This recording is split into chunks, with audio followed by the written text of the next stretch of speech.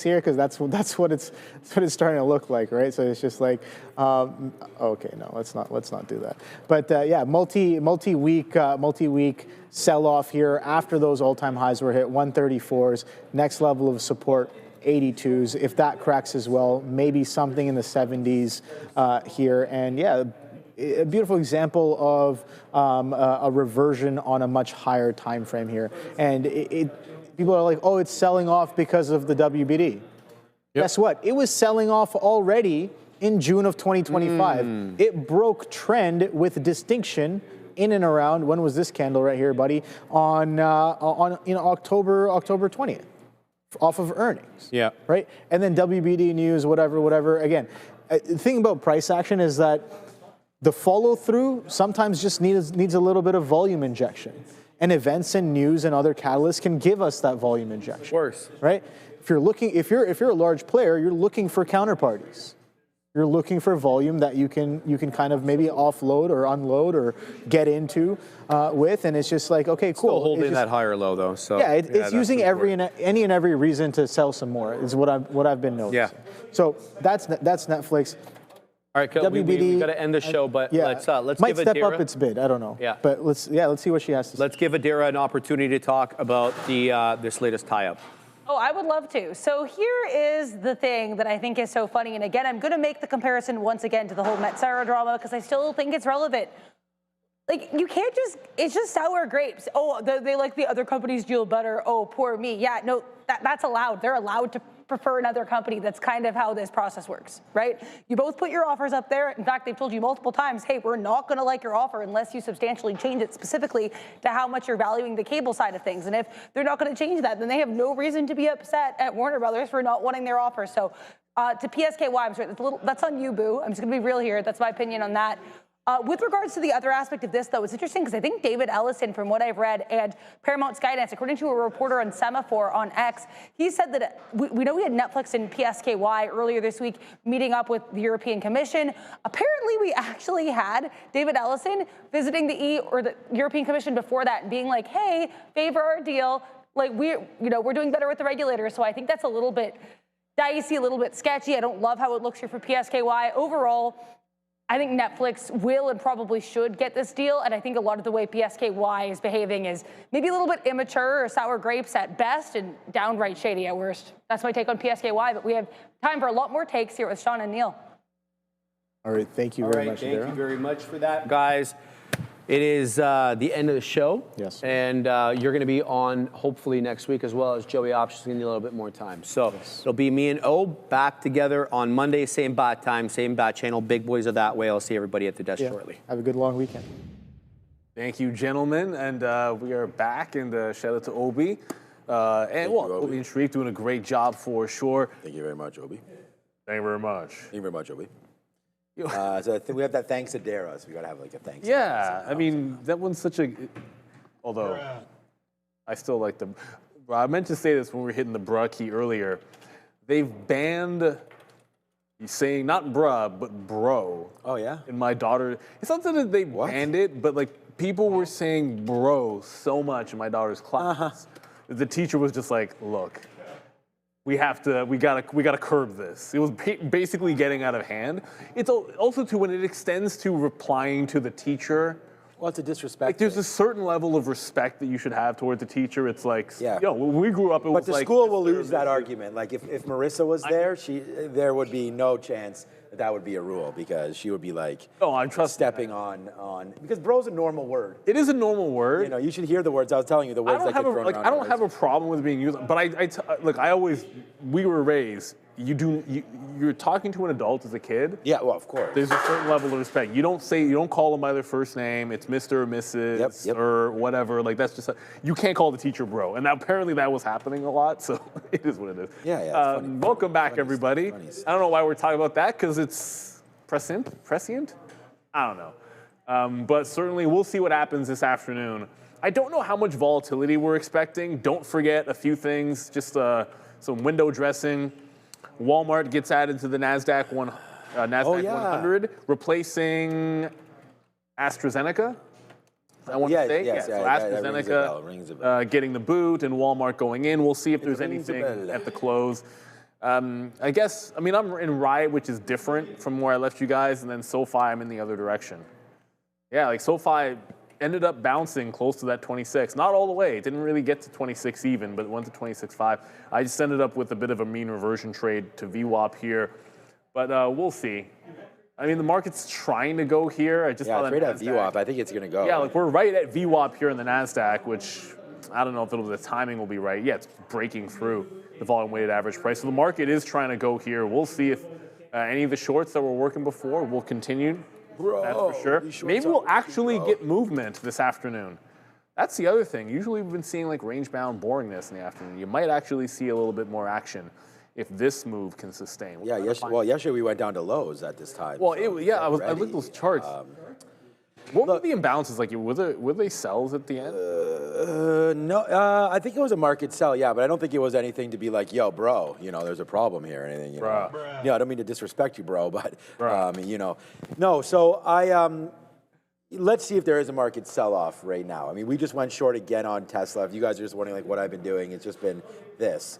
We have a top right here. We've hit the short a couple times. There it is, right back to VWAP, bro. We took that at 440.35. We'll see what winds up happening. We actually went short silver there at 81, broke higher, went long, and then we slipped up because we should have had a stop order right there. So I think we're going to get pretty aggressive now, and I think if silver doesn't get going here, we're going to stop out much sooner rather than later. And I was going to use this 80-50 area. We almost did get stopped out right there on SLV, but here it comes right back up to the upside. So a 10-cent hit or so right now on SLV. But yeah, so it's going to be a good afternoon. Like Neil said, hopefully we can get some action going. It's a little different than yesterday, as I used yesterday as an example. Today's being Thursday, you know, plus we have a long weekend. So that's the other thing, right? That's part of the reason why I kind of like the silver long was just for now, you know, heading into what should be I don't know, you're not going to be able to get out of SLV until Tuesday, basically, you know, mind blue ocean tonight or whatever. Actually, there's no blue ocean tonight. So yeah, so, you know, you're going to have to watch that, and we'll see if silver wants to get going down 3% right there. Thought that we were going to test that high break of the day, and it doesn't look like that. So we're going to have to watch out for SLV and Tesla right now. Two names that I know can move in the afternoon. So we're going to watch out for these two there. You know, Palantir is on our mind. There's a bunch of different stocks that are here, and we're going to check it out there. Yeah, Palantir, someone just put, what's up to Anil right there. But yeah, so far so good here. We'll just relax. We don't need to make tons of trades. We need to address everybody in the chat. And, you know, if you guys have questions or comments, we'll be here for all of those.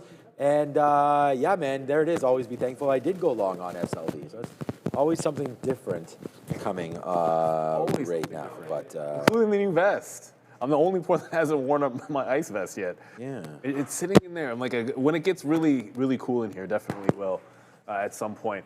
No, I just saw it was Rico in the chat was just saying that Mr. Rivian, Suave, eh? Rico Suave. Rivian apparently not doing too well today. Rivian, did it finally break 17? That was what we were... Did. Yeah, that's what we were waiting for. Oh my goodness, it's not just did it broke 17. It looked pretty clean this morning off the 17 level. So this one could be worth watching. Maybe the $15 level is going to happen. The 200 period, like if you missed Rivian the first time, then the 200 period might be coming back a little bit faster than you think. So Rico, you're right, the sellers are in control. This is 3 days in a row. Check that 4 days in a row now, outside of this little update you had in here. I don't know if you'll get a pop to short this afternoon. I'm being real about it. We'll see. Other weak names out there. We saw what happened with most of the chips. Ooh, Nvidia is catching a bit. I was going to say, Nvidia was holding out, looking pretty weak. Now it's pretty much like the rest of the market, where you're getting this higher low and trying to break through resistance. AMD, on the other hand, oh, AMD is coming back up. Okay, so even AMD is catching a little bit of a bid here. So even the weak names starting to reverse it just a tiny little bit. And don't forget, you know, the space names are going to be in play. I know Ramin is happy about that. ASTS, Rocket. So we'll try to cover as many as possible. Well, I mean, it is what it is. Yeah, it is what it is. All in. Yeah, you gotta go. I suppose it could have been like SanDisk and, well, they're down today. You'd pick that. And if you'd pick Micron, or Pixel, you'd be doing pretty well. as well. And then just another theme as we allow Sharif to get set up. Remember this morning, one of the reasons why I'm even in Riot has to do with their AMD partnership. And it's that pivot that made IREN so exciting as well. That's why Brendan picked IREN as a pivot that some of these crypto names have been making into energy. So yeah, it makes some sense in data centers. We'll see how they go this afternoon. If this breaks trend, I'm going to jump out and go short into VWAP, but not yet. Not yet. All right, we got Sharif. We're going to do the rundown very, momentarily here. And, we do want to make sure that everybody gets into the chat, lets us know what you're thinking. We did cover a little bit of Tesla down here at $40. We just went short again with you guys right here. So far, so good on the Tesla short. That's printing. Let us know when Sharif is ready. We can go over there immediately. But yeah, Eli Lilly was starting to come backwards today. Looks like they have a nice little level coming up. Sure. Do you want me to go to that first, Andre? Okay, then let's go to Sharif then with the rundown.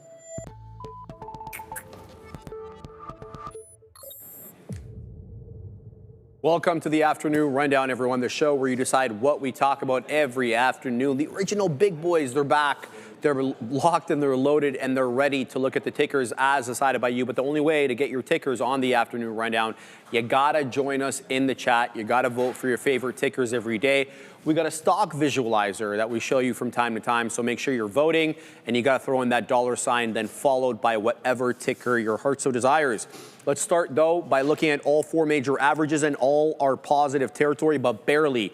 The NQ is almost break even here, up 0.02. Likewise with the SPY faring a little bit better, up 0.1. The Dow is literally up 0.01, so essentially flat on the day, but the Russell 2000 IWM continues to outperform, up 0.4% on the day. Good look for small caps. Speaking, we'll get to the small caps later, but let's look at what is moving now. The number one name as decided by you guys, SMCI, super microcomputer, up a little bit less than 10%, 9.5% on the day with that 32.49 high. There's really no headline today on SMCI, but we've seen the strength in the chips as of late, whether it's new demand by Taiwan Semi showing high capex, or President Trump striking a new trade deal yesterday with Taiwan, focusing on, of course, semiconductors and semiconductor manufacturing equipment. So SMCI, boys, unusual call volume, looking real good here, up 9 1/3. It is looking very good, but I got to ask you guys a question first, everyone out there. If you were handed $1.25 million to trade, would you change your process or maybe just your upside? That's the opportunity Funded Traders Network provides. They're a futures prop firm that gives traders access to large SIM and live funded accounts every day. They've already paid millions to traders around the world with fast same-day and daily payouts. Right now, valuation accounts are 50% off. Buy one, get one free, and no activation fees. You can find the link below or scan the QR code and check it out. And then if you do well in your funded account, you can afford to get yourself thank you so much. Some turtles. So good. I love turtles. Oh, man, those turtles are the best. That was the one thing that we missed this Christmas, and I was telling you. You got to always do it in the stockings. The stocking, yeah, we do the Ferrero Rochers and everything like that in there. But okay, so just real quick, we did buy a little bit more silver down there near the lows, and if it breaks VWAP, we're out. We've already sort of talked about that. Those turtles, a tasty treat right there. So okay, Sharif, you were talking about TSM. Was it TSM? SMCI, yeah. And I mean, that was the one thing that was just. We used to have the rundown on the screen, so we're just going to have to remember the stocks. But up 10% here today. What a great day for SMCI. Sometimes the most beat up stocks get a little bit of a reprieve, right? And today, that's definitely what's kicking here for SMCI. Sorry about the dramatic pause there as the chart fixes itself. But right into there, right? Like there's no, mug off. Man, Andre's getting real good at this. $28. So it's been here since January of 2025. you know, super micro. It's just, I think this is just a little bit of a relief rally. I know there's a story here, but nice little relief rally there on SMCI. You know, you've never even looked at the 50-period moving average since November, and at that point it was $48. Well, it's now $28. So you're about to right now potentially change tide here for super micro computers. So I would just say watch out. Looks like we could be in for a break long. The thing is that you want to make sure that you do not just come up to the 50-period moving average. You want to make sure that you try to cross through it, right? So that would be something here for me, waiting to see what happens in this. But you want to break over 33 bucks, try to hold. And I think this would probably be the long, like a 36 or 37 breakout trade back to the upside for super micro. So yeah, I mean, maybe this is the one. You know what? Sometimes when everyone's thinking one way, it is the other. So you do come in right to the bottom there, super micro. You might not like the stock, but the chart looks pretty good, and now you have a definite out if you're already long. This could be a good swing trade opportunity here for SMCI. Yeah, I think so too. I think, look, ultimately, this morning, I kind of like the short because it was at resistance, but it's what it did after at this 32 level. Like, you look at the prior highs, and it was obvious. Let me zoom it out so you guys can see. Like, it got right into a big resistance spot, and so it was good for a reversion trade. But look what it did after when it filled in the gap. Like, the dip buy filling in the gap was actually better than the short because you'd still be in it right now. So I think this, and it's very bullish if it closes over this 32 as well. So the fact that it's holding out here, I think, is a fantastic sign for SMCI, momentum-wise. And I'll leave it at that because my interest in SMCI doesn't go any further past ever trading it. I don't know that I would ever want to own it, but I think you're getting a bit of a reverse. Closing here would be a very good start. I don't want to jinx it, but the market just lost VWAP, so yeah, I'd be at least a little bit cautious with this. It's a bit of head and shoulders as well. Yeah, I don't know about this afternoon liking the long, but certainly a close over 32 would be good. VWAP would be okay as well. And then I said it wasn't time, but then Riot did. Riot confirmed the trend break, so it was on trend. It broke the trend into VWAP. Wanted that one to continue going, but it didn't. Let's go to stock number 2. Usually I make a guess, but but I'm not going to cheat. I'm not going to cheat. Silver, maybe. No, I think it's going to be that small Vero. I think it'll be that small capper. Okay, let's go find out. It is Tesla, boys, which is up a quarter. It's all good, Neil. Up 1/4%. Tesla faces additional scrutiny on potential FSD defects. We reported to you back in October that the National Highway Traffic Safety Administration opened the probe after the Teslas equipped with FSDs were, breaking the laws, going through red lights. Anyway, covering about 2.9 million vehicles that are equipped with the FSD. They are going to be granted more time to respond to the 8,300 potential traffic violations involving that. But Tesla, guys, today about very, very tight range here, up about 0.2%. Yeah, I mean, I'm in Tesla. I can talk about it just quickly here. I've just been shorting it pretty much all day, and we tried to get the long early when it fell through there, and then it just did not come in. So did not come into the long. It just kept on going. So we sort of flipped up our game here. When the market was doing what the market was doing, Tesla was kind of going oppo. And right now, you can see as the market falls in right now, Tesla gives us that sort of top area and then smacked it to the downside. So we've been shorting it in and around this 440 and VWAP and just hoping that, eventually we can get back into some of these lows. But Tesla's going to be my #1 stock today.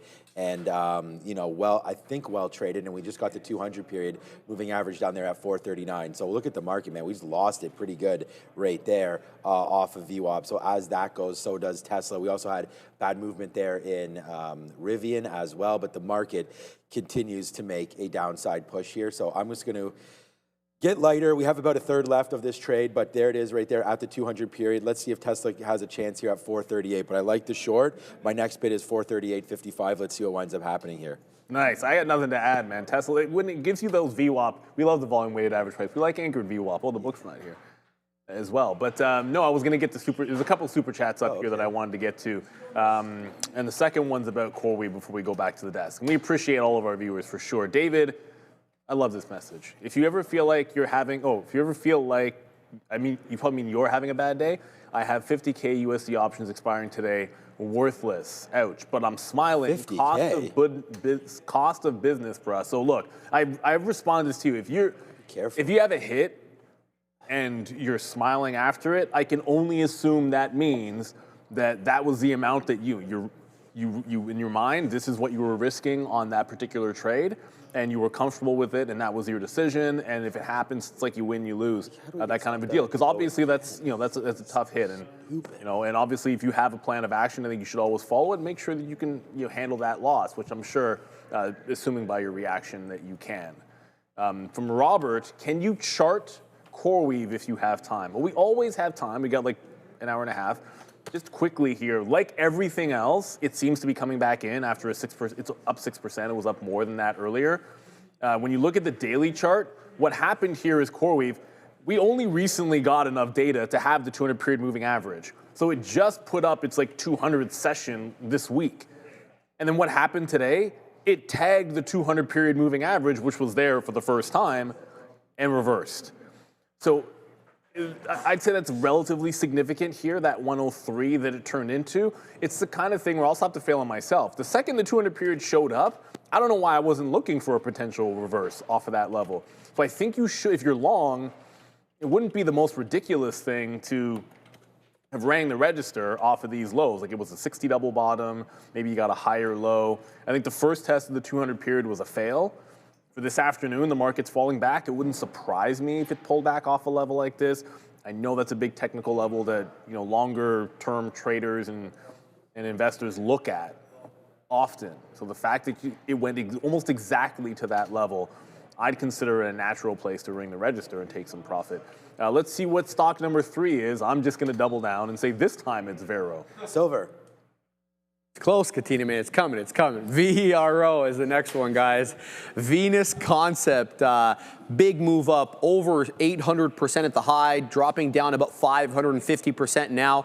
The stock is up big after Madryn Asset Management disclosed a 91% stake in the company, in the metal, which makes medical aesthetics technology. Madryn, plans active involvement in operational and strategic initiatives as the company evaluates the alternatives it has. I was involved in this one, boys, and it was putting in a downtrend while I was involved with it. It looks like the downtrend is still intact. What's your take on this?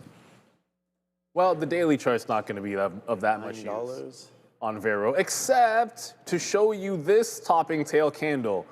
Imagine if history almost like rhymes with itself. At this point, it has a chance to close where, like on the April 9th, it went crazy of last year. It opened and tanked off about 886. Right now, that's the level that it's been sort of hugging. But it's a very distinct downtrend from the high that it's trying to break. So I think it's going to get binary. Either we're going to hold this line and bounce, break higher than that level on the daily chart you can find, or we're on a one-way ticket to the volume-weighted average price. Didn't pay for locates on this, so I mean I'm not going to be shorting it. But yeah, like that big level you see on the daily, I think that's going to be key to close above or over under. And then if they decide, heck, if they can drop an offering, none of that's going to really matter. That's why you make sure you take your profits if you do get that opportunity. But yeah, key level on the daily approaching. It's going to need to break this trend in order to not fail the one key resistance level it has on the daily chart. Often these stocks don't really have too many levels when they do this.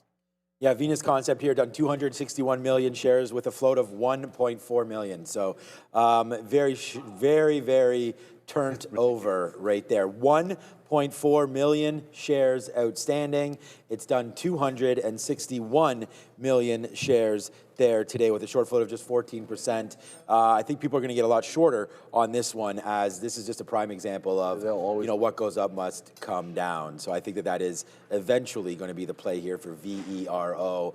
But yeah, I mean, enjoy it while you can. I mean, we just talked about David, cost of doing business. If you go long on Vero right here and hold this till Tuesday and you lose on it, that's the cost of doing business. So we're going to wait to see, man, up 540%. Hey, there's nothing wrong with buying tops, but as Neil said, this is much more than a top. This is definitely a blowout situation right there. You know, you might want to look at $3. I mean, although, Neil, I don't know if you saw this. It has done this before. Yeah, that's what we were looking at there. But yeah, I would say like that, this was the trade right there. And you had no, I don't think there's any chance of getting that, but if it breaks through that 350, then you were going long, and now you've gotten rewarded with this play.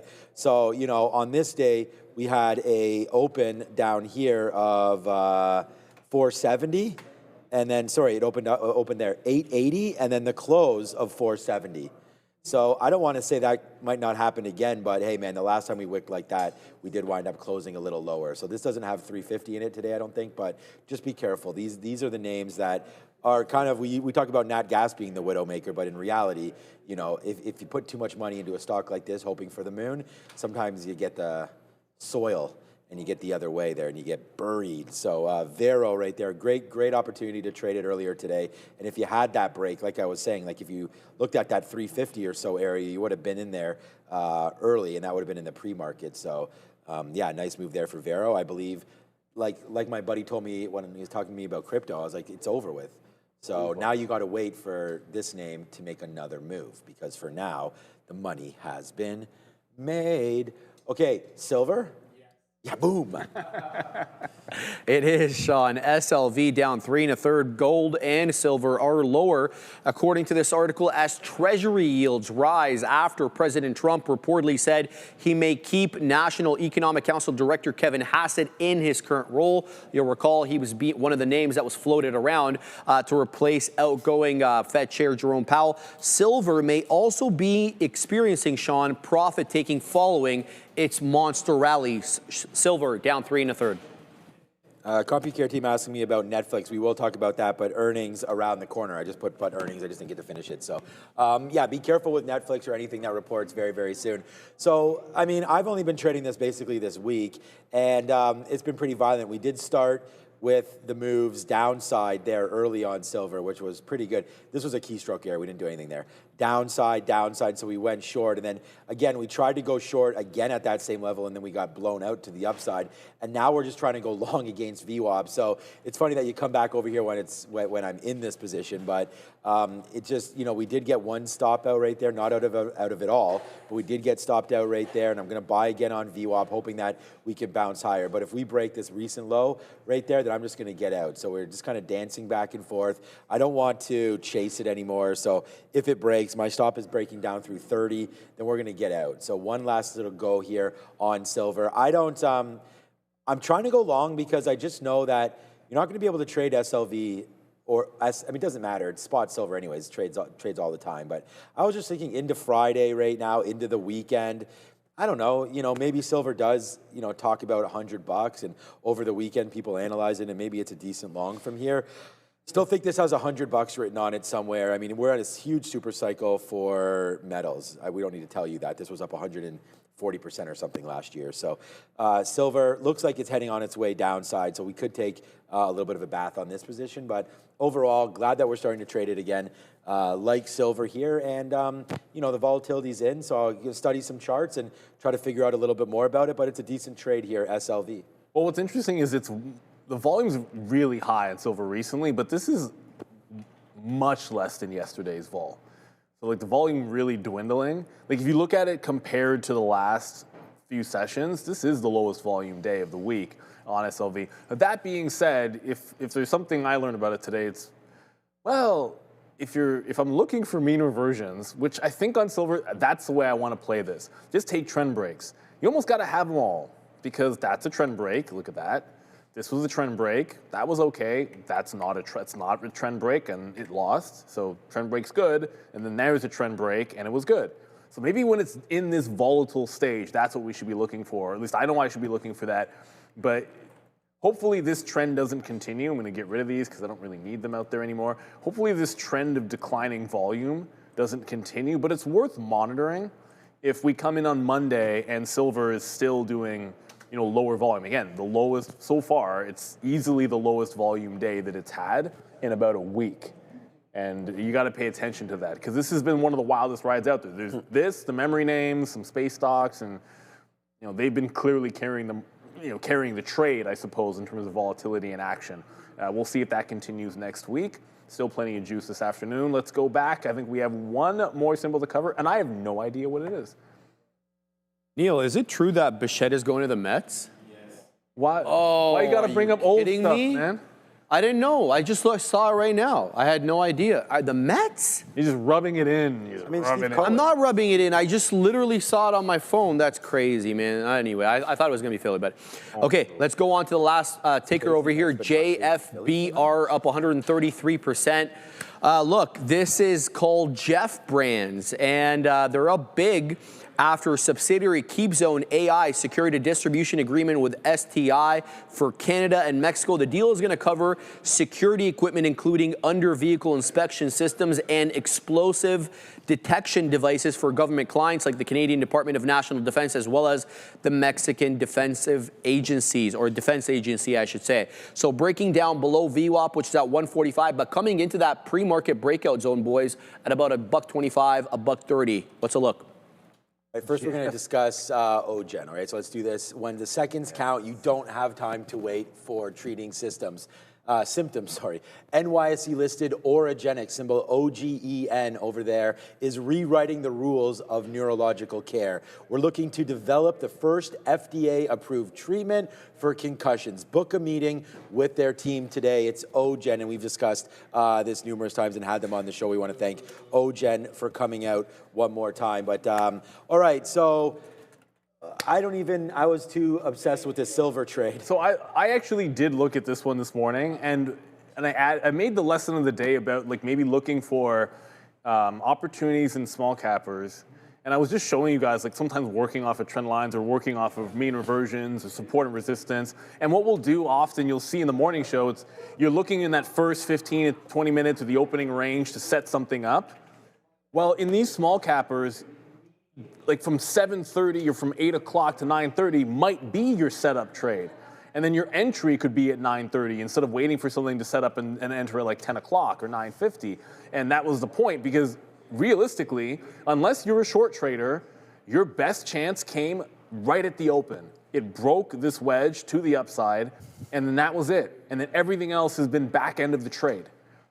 To the point where when it lost that trend line here, like I guarantee you there were shorts that were just like, yeah, watch. This is that trend that it broke out from. And when it loses it, they pile in on a 150 break. It hasn't really recovered since. So a lot of times when we talk about small cappers and gap trades, there is, it's riskier trading in the pre-market. I get that. But for some of these, that might be your best bet, either right away at 9:30 if it sets up, or sometimes that'll happen at like 9:15 or 9 o'clock where you'll get your best opportunity, or sometimes for the early risers even earlier than that. So with these types of names, you got to be willing to do it. Great volume, but it's under VWAP now. I don't know that I want to, like I wouldn't necessarily get involved with it. It's not the, like this is pretty bad when you look at its history of sustaining moves when it catches a bid. The only positive I would say is, well, it just got back above $1, so it's going to close over $1 right now. That can be a good sign, but yeah, otherwise this one would be a pass for me this afternoon. But yeah, sometimes you got to trade the pre-market or right away, and that's your best bet with these small cappers. And so you have your trade plan around them as such would be the best advice.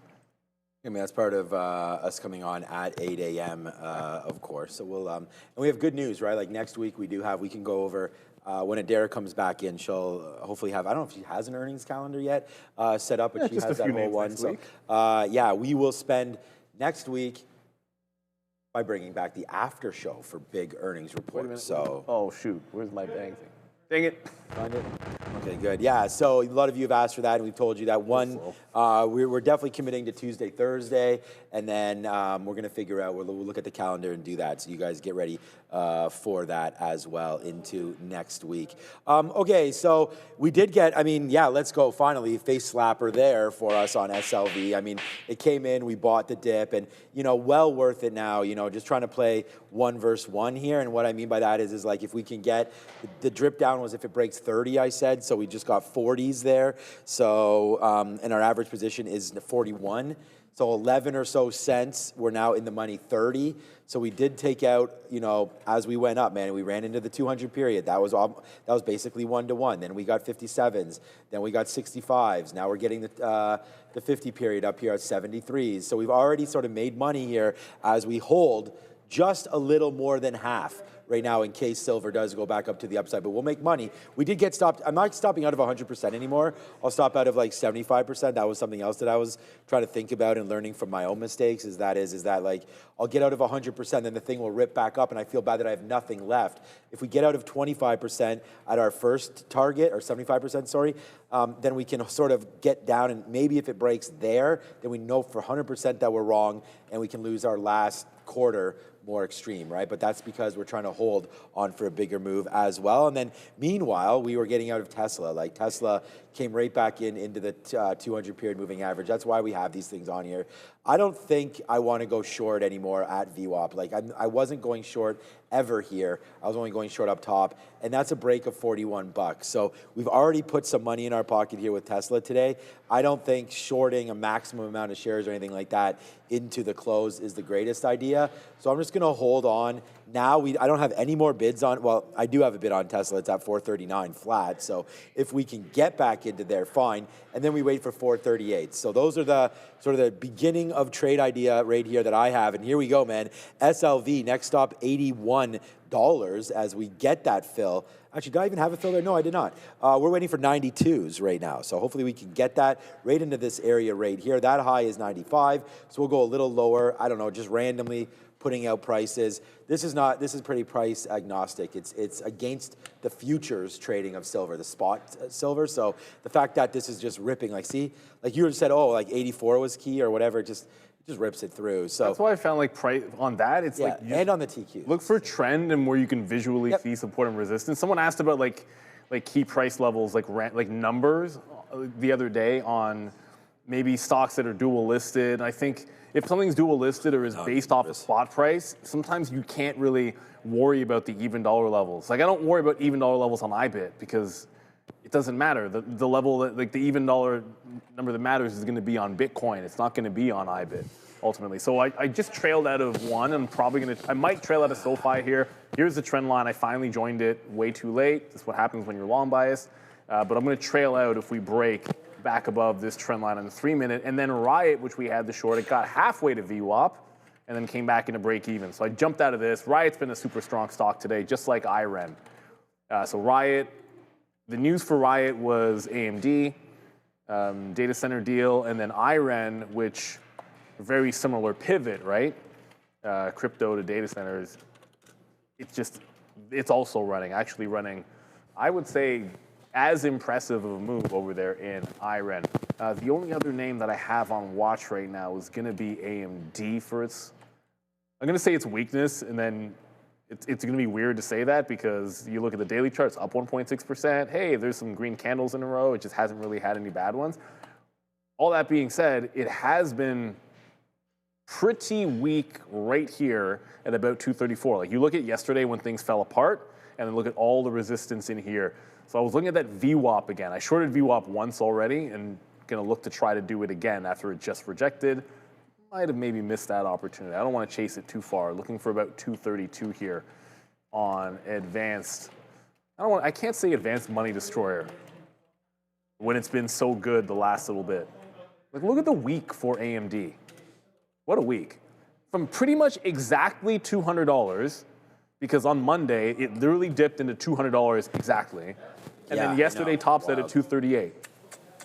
Like sometimes, and we were just talking about even dollar levels, there's something about like on a Monday morning, a stock like an AMD gapped down and then wicking both the pre-market low and the $200 level. The second it breaks back above the high, it should just be an auto long. The only excuse for that is there probably at the moment wasn't too much of a reason to be looking at AMD.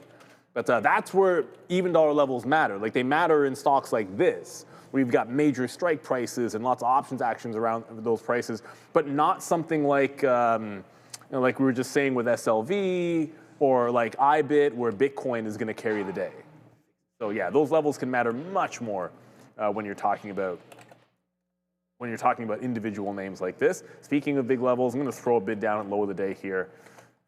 If we get back down to 26.2, I don't think it matters that 26 even. The low is the low on SoFi. I might still take a long if we actually get a chance to test 26 on SoFi at some point. I've seen Smoke Tuna, great name by the way, in the chat. I've seen this SkyCorp Solar. A few people have mentioned this one. Another one of these small cap runners doing an exorbitant amount of volume late.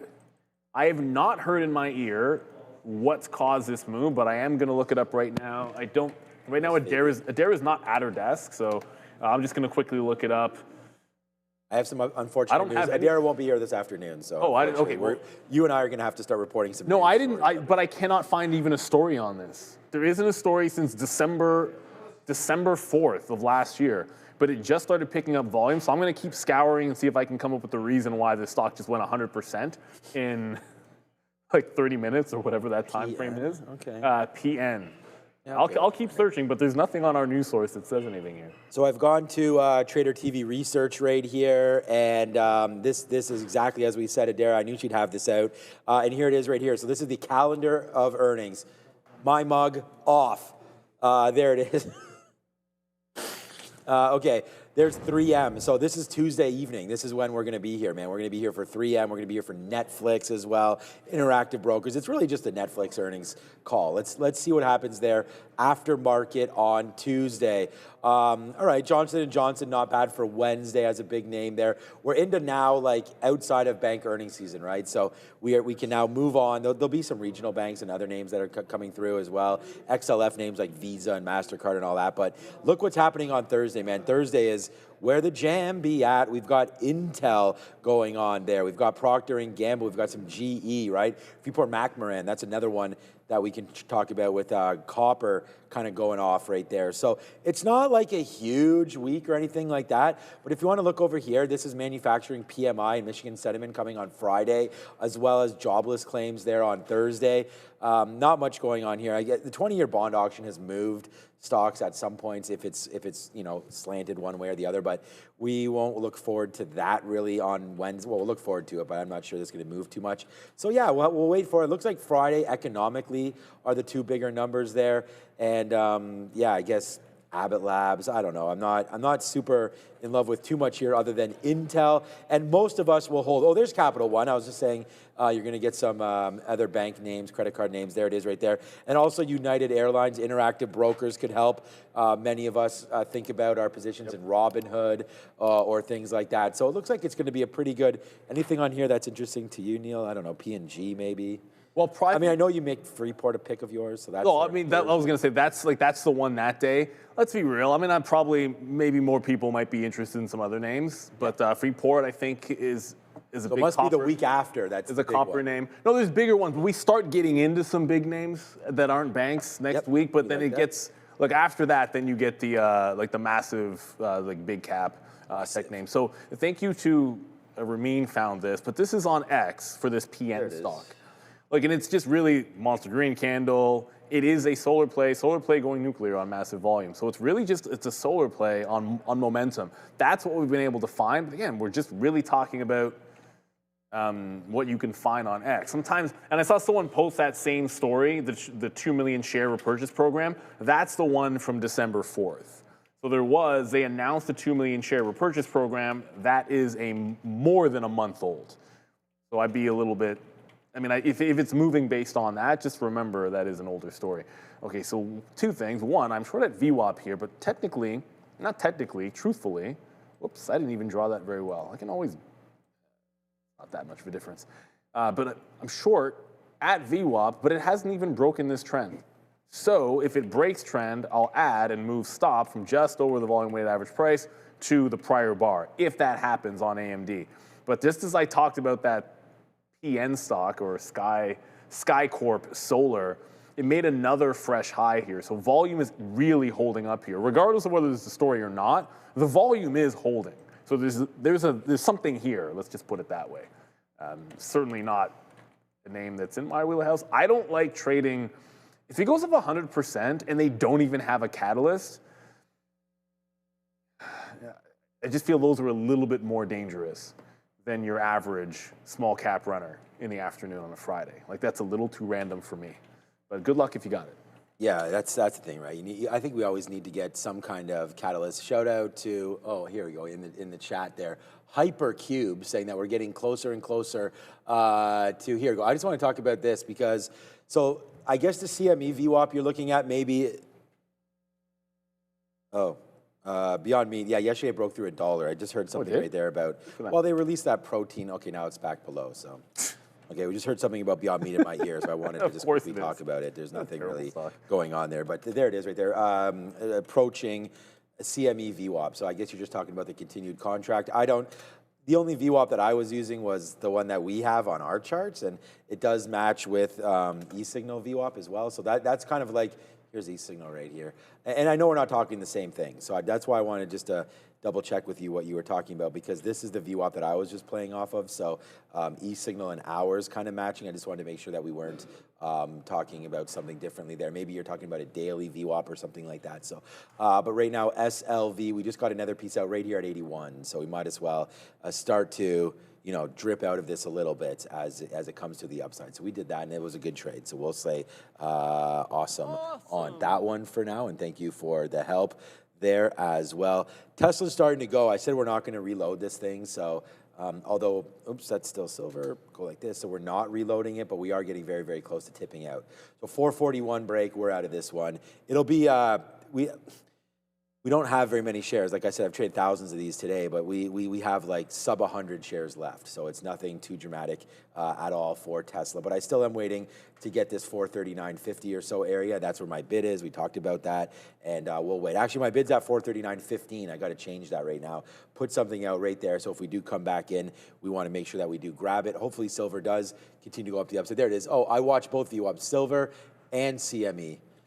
When you're saying CME though, Hypercube, I don't understand. Are you just talking about why would that VWAP be any different? So that's what I mean. Because he's not talking about CME. There's no stocks. The chances that the future is, because I thought silver SLV was pretty much the only way there'd be much of a difference is if you had some weird volume spikes. Like, they're going to track the same price, but I guess you could have some like volume spikes at particular prices to make them a little bit different. But again, I'm not an expert, so maybe there are legit differences. I just can't think of why there would be big differences on the volume weighted average price. We do have a super chat from Danny's boy. Ooh, we like if we can throw that one up. On the swing trade front, silver has a history of running up over long weekends when the COMEX or LBMA is closed. Given the down dip in price today and COMEX being closed on Monday, Costco will probably sell out again. Yeah, well, you know, get your silver at Costco if you get a chance. No, I do agree. Like, if you think about it, if people are getting, if some of this move is because people are getting squeezed, then, you know, the long weekend, usually that's, you think of risk in terms of if you're short when it's squeezing, that's where the risk is. So you're looking long, and it'd be like vice versa. Like if a stock was a falling knife and people are just getting destroyed, then holding over the long weekend, it's like the opposite effect, right? So whichever. In this case, it is squeezing, so I'm kind of with you there. It makes a lot of sense there. Thank you, Danny's boys. Was it Danny's boys? You know what I was going to say? The one thing about VWAP, which could be different, and I actually asked Gemini this, and they don't really know either, but what I was thinking about it is the CME is 24 hours, right? So like you have, the VWAP would have taken in consideration more numbers than the one that we have. So so that was a good one, and that makes sense there. So.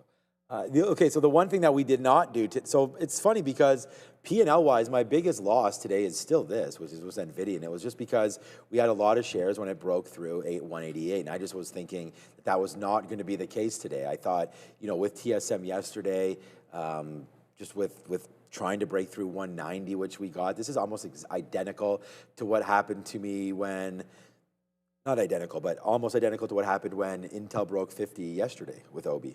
And we went long, and it was a win, and then we averaged it back into VWAP, and then we lost it, and then we took the low of the day at that time, and then lost that one as well. So it's almost like identical to what exactly Intel did yesterday, and just to show you guys, here it is right here.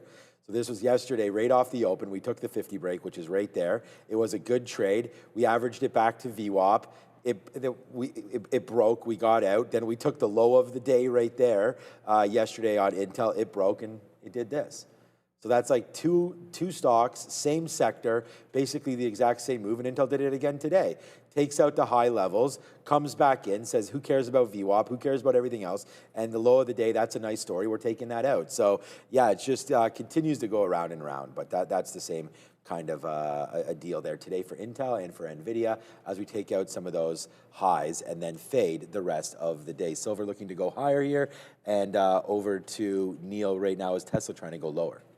And over to Beta Pro by GlobeX, everybody. Why? Because savvy Canadian traders that are looking to boost their exposure have the ability to grab Nasdaq 100 and S&P 500 with Beta Pro's 3x daily leverage ETFs. They've got built-in FX hedging, so you can amplify the short-term moves, minimizing those pesky currency swings. So if you're bullish, if you're bearish, these ETFs are built for active traders like yourself to take on the markets.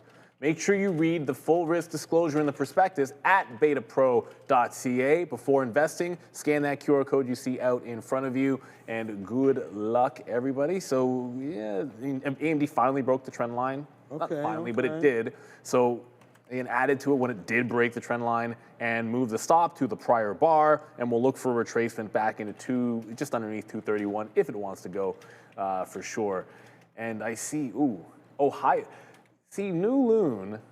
There goes silver, by the way. Ohio silver, it's hi-ho. Yeah, it's hi-ho, hi-ho. Hi-ho. Don't get, look, that's, it's the Lone Ranger, right? Yep. Yeah, hi-ho silver, because the horse. thing comes from the horse was called silver. It's not even like a silver thing. Not that I watched the show. I just know the cultural reference. I've never even watched the Lone Ranger. I liked it. I talked about silver with that Cornelius, whatever his name was, from the Rudolph, Burl Ives Rudolph there. Yeah. Cornelius something, where he's mining silver and gold, and he's like, silver and gold, silver and gold. Okay, shut up, Sean. All right, so, okay, back into there. Shout out to my daughter who's watching. We've got... Gia, you got to get ready, man. We've got two big games. We've got Brampton tonight and then Brampton tomorrow. So we've got tonight at... Gia, take it easy on them. She's not going to. I know she's not. Yeah. But I got to ask. The last time we played Brampton, some girl cross-checked her in the back, and that girl got 5 games for it. So Gia's going to be ready to rock and roll. And she was at a body checking clinic today. So... body contact, so that was fun. So can't wait. Body check. That sounds like talk to her about that. Sounds like a lot of fun. Yukon Cornelius. That's what it is. Take it to my wife. 5 games. Suspension. You have video? No, I have a video of it. Yeah, Mercy can send. I'm just trying to picture getting 5 games at that age and what that must have looked like. It's brutal, man. Hockey is brutal. Well, I know hockey's brutal, but like, I mean, yeah, it's all good. All right, so yeah, if I get the video, maybe I can show it to you. But right there, $81 right there for silver came in. We took it. We took out a couple fills there. I do understand what everyone's talking about there with Danny Boy. That silver, has had a interest in getting higher heading into long weekends. That's I didn't even know that stat, and that's what I sort of mentally was thinking about, so it's why we slipped. We were really short. We were short the whole day until this afternoon, where we flip over to the long. Yeah, you could just send it to me, Marissa. It's fine, and then I can show it on the show. It's or you can send it to Neil specifically if you want. It's fine. It doesn't, yeah. All right, sugar and spice and everything nice. Yeah, that's what Gia is. That's for sure. Okay, so we are also the Tesla's charged up in the basement, so that's all good. But we're charging the short up right here, and it looks like it does want to continue to do a little bit. Here's Rivian. Rivian recently just broke some lows, so this stock has been in big time trouble. Right, this was probably one of my best trades of the month, where we went short on $18 for Rivian that one day when it got downgraded and it filled out this gap, and then it just has turned around, man. It just has not got going. I mean, we did have that big announcement there that they were going to go back into sort of their own version of FSD. I think it was going to be only $50 a month as opposed to Tesla is $100 a month. But again, technology costs money, and these guys are still losing money every single vehicle that they do produce. So that is Rivian continually going to the downside. We have to wait to see if there's anything there. The futures are coming, or the futures, Nasdaq is coming back up to the highs again with this VWAP trade. Not the highs of the day, but sort of the highs of the afternoon. Let's see if there's any actionable trading happening right here. 25,750 is the most recent high here on the Nasdaq. So we'll see if it can break through right now for Rivian.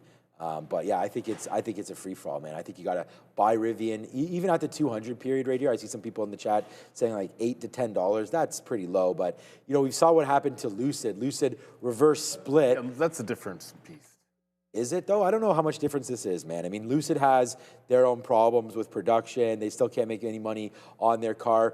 And the thing about this is, we talked about it. I'm not going to zoom out because this is what their stock is. Oh yeah, there's the price action between the two of them. I mean, vastly different. Vastly different. Lucid is much more beat up stock, and this was at $2. They reverse split, right, 10 to 1. They went up to 20, then they tanked into 15 there, like real quick, as many names do when there is a reverse, and then it ripped for some reason up to $25. You're like, haha, we've got it. And now it's down, it's gonna break $10, or maybe it did already. It's right at $10 right now. So when it reverse split here in August, it was $2. So it went 10 to 1. So now you're essentially at $1 right now for Lucid. So this is a $1 spot there for Lucid. And look, man, we love the cars, but the price action there, it's a gorgeous car, but the price action does not give you, I'm trying to show you what's at $10, but there's not much down here at $10. You can see very, oh, now my face is in the way again, but right down into here, there's really no size to support this thing on the bid. So watch out for Lucid doing 6 million shares today and looking to get a little bit lower. And for you, Jay Bronson, ooh, look at silver going up right here. Nice move there. We'll see if we can get something out at 81.10 now as silver keeps on going higher. Higher and higher, and yeah, again, a lot of times if you hear us talking, like if I say like Rivian is vastly different from Lucid, a lot of times we'll be talking about price action, we'll be talking about like the way the stock is moving. Get out some Tesla. Rivian's chart on the daily is very healthy compared to Lucid's. Whoops, I'm on SoFi. I'll go back and just say, like Lucid is a broken stock. It doesn't even want to, like it's so bad that it doesn't even want to come up.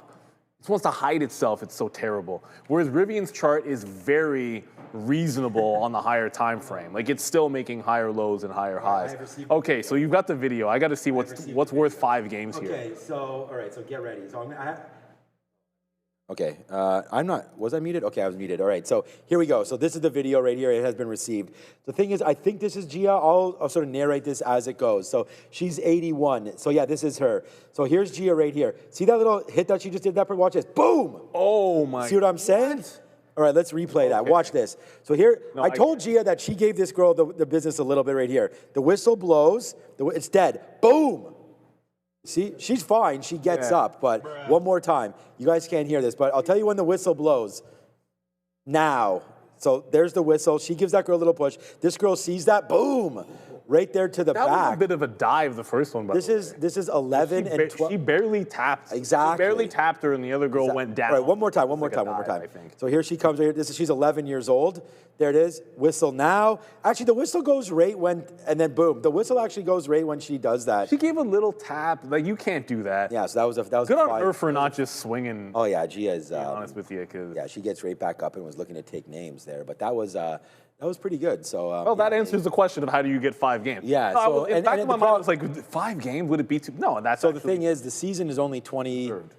No, it's more than 22 games. But anyways, there's she's playing 64 games this year, including playoffs, provincials, and tournaments there. So, yeah. Extracurricular stuff. Yeah, there it goes. So, all right, 81 bucks there. We did get a little bit out on silver on the high side there. So we're going to wait to see now what winds up happening. And by the way, we did take a Tesla bid again. And I said I wasn't bidding anything to down here. I took out 5% of what we have. We'll see if it comes back in down here into 439.50 or so. But nice move to the downside right now for Tesla. Nice move to the upside on silver.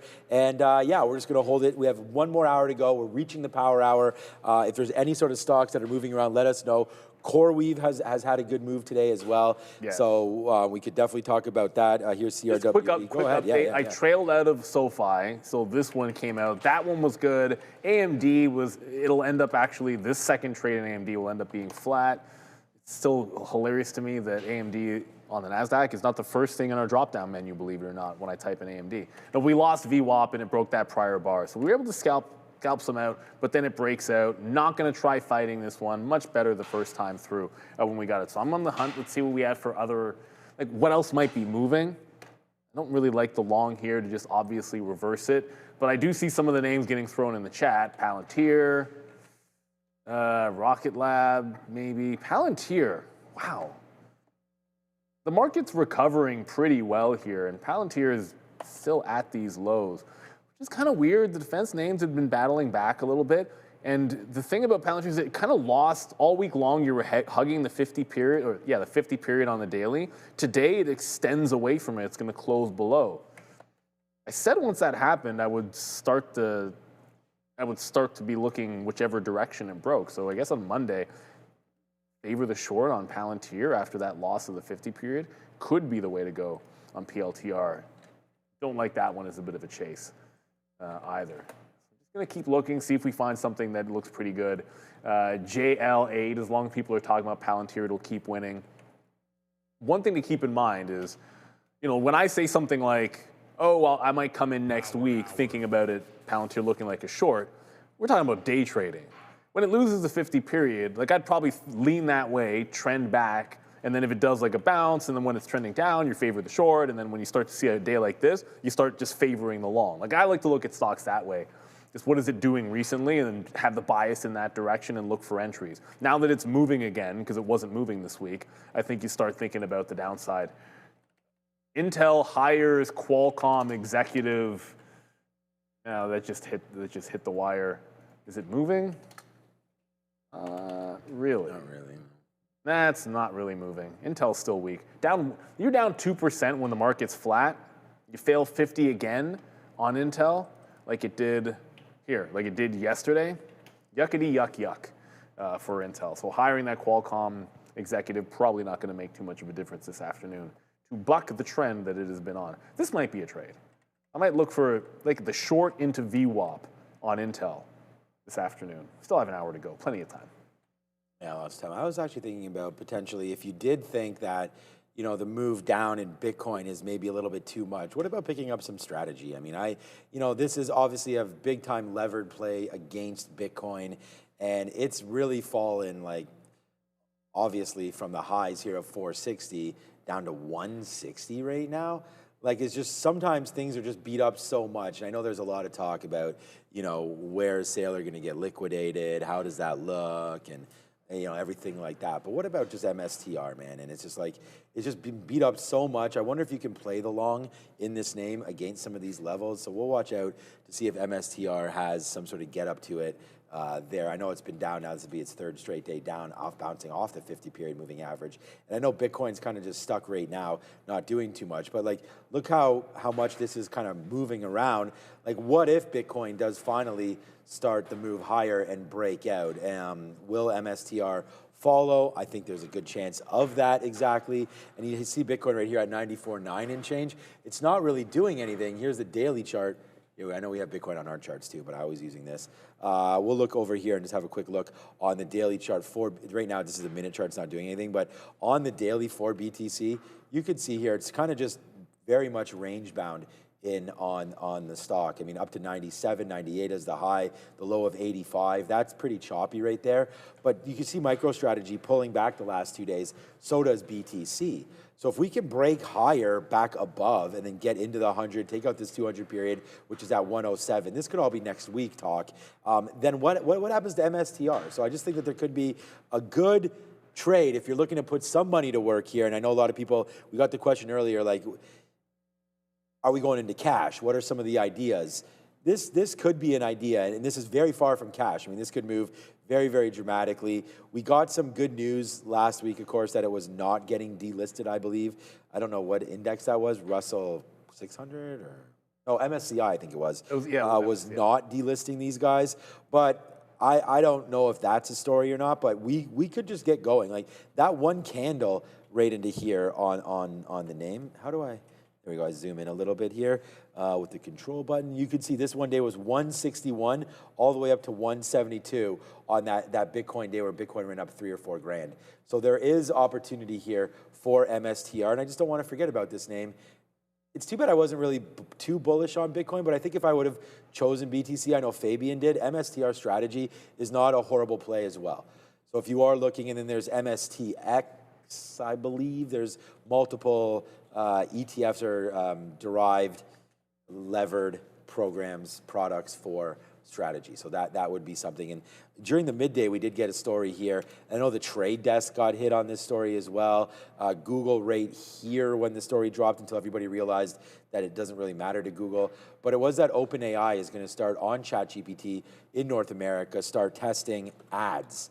So the trade desk is responsible for, so is AppLovin, by the way. You got to check out AppLovin. But Broadcom's moving. Yeah, you see, so the trade desk actually goes up there and then just flattens out.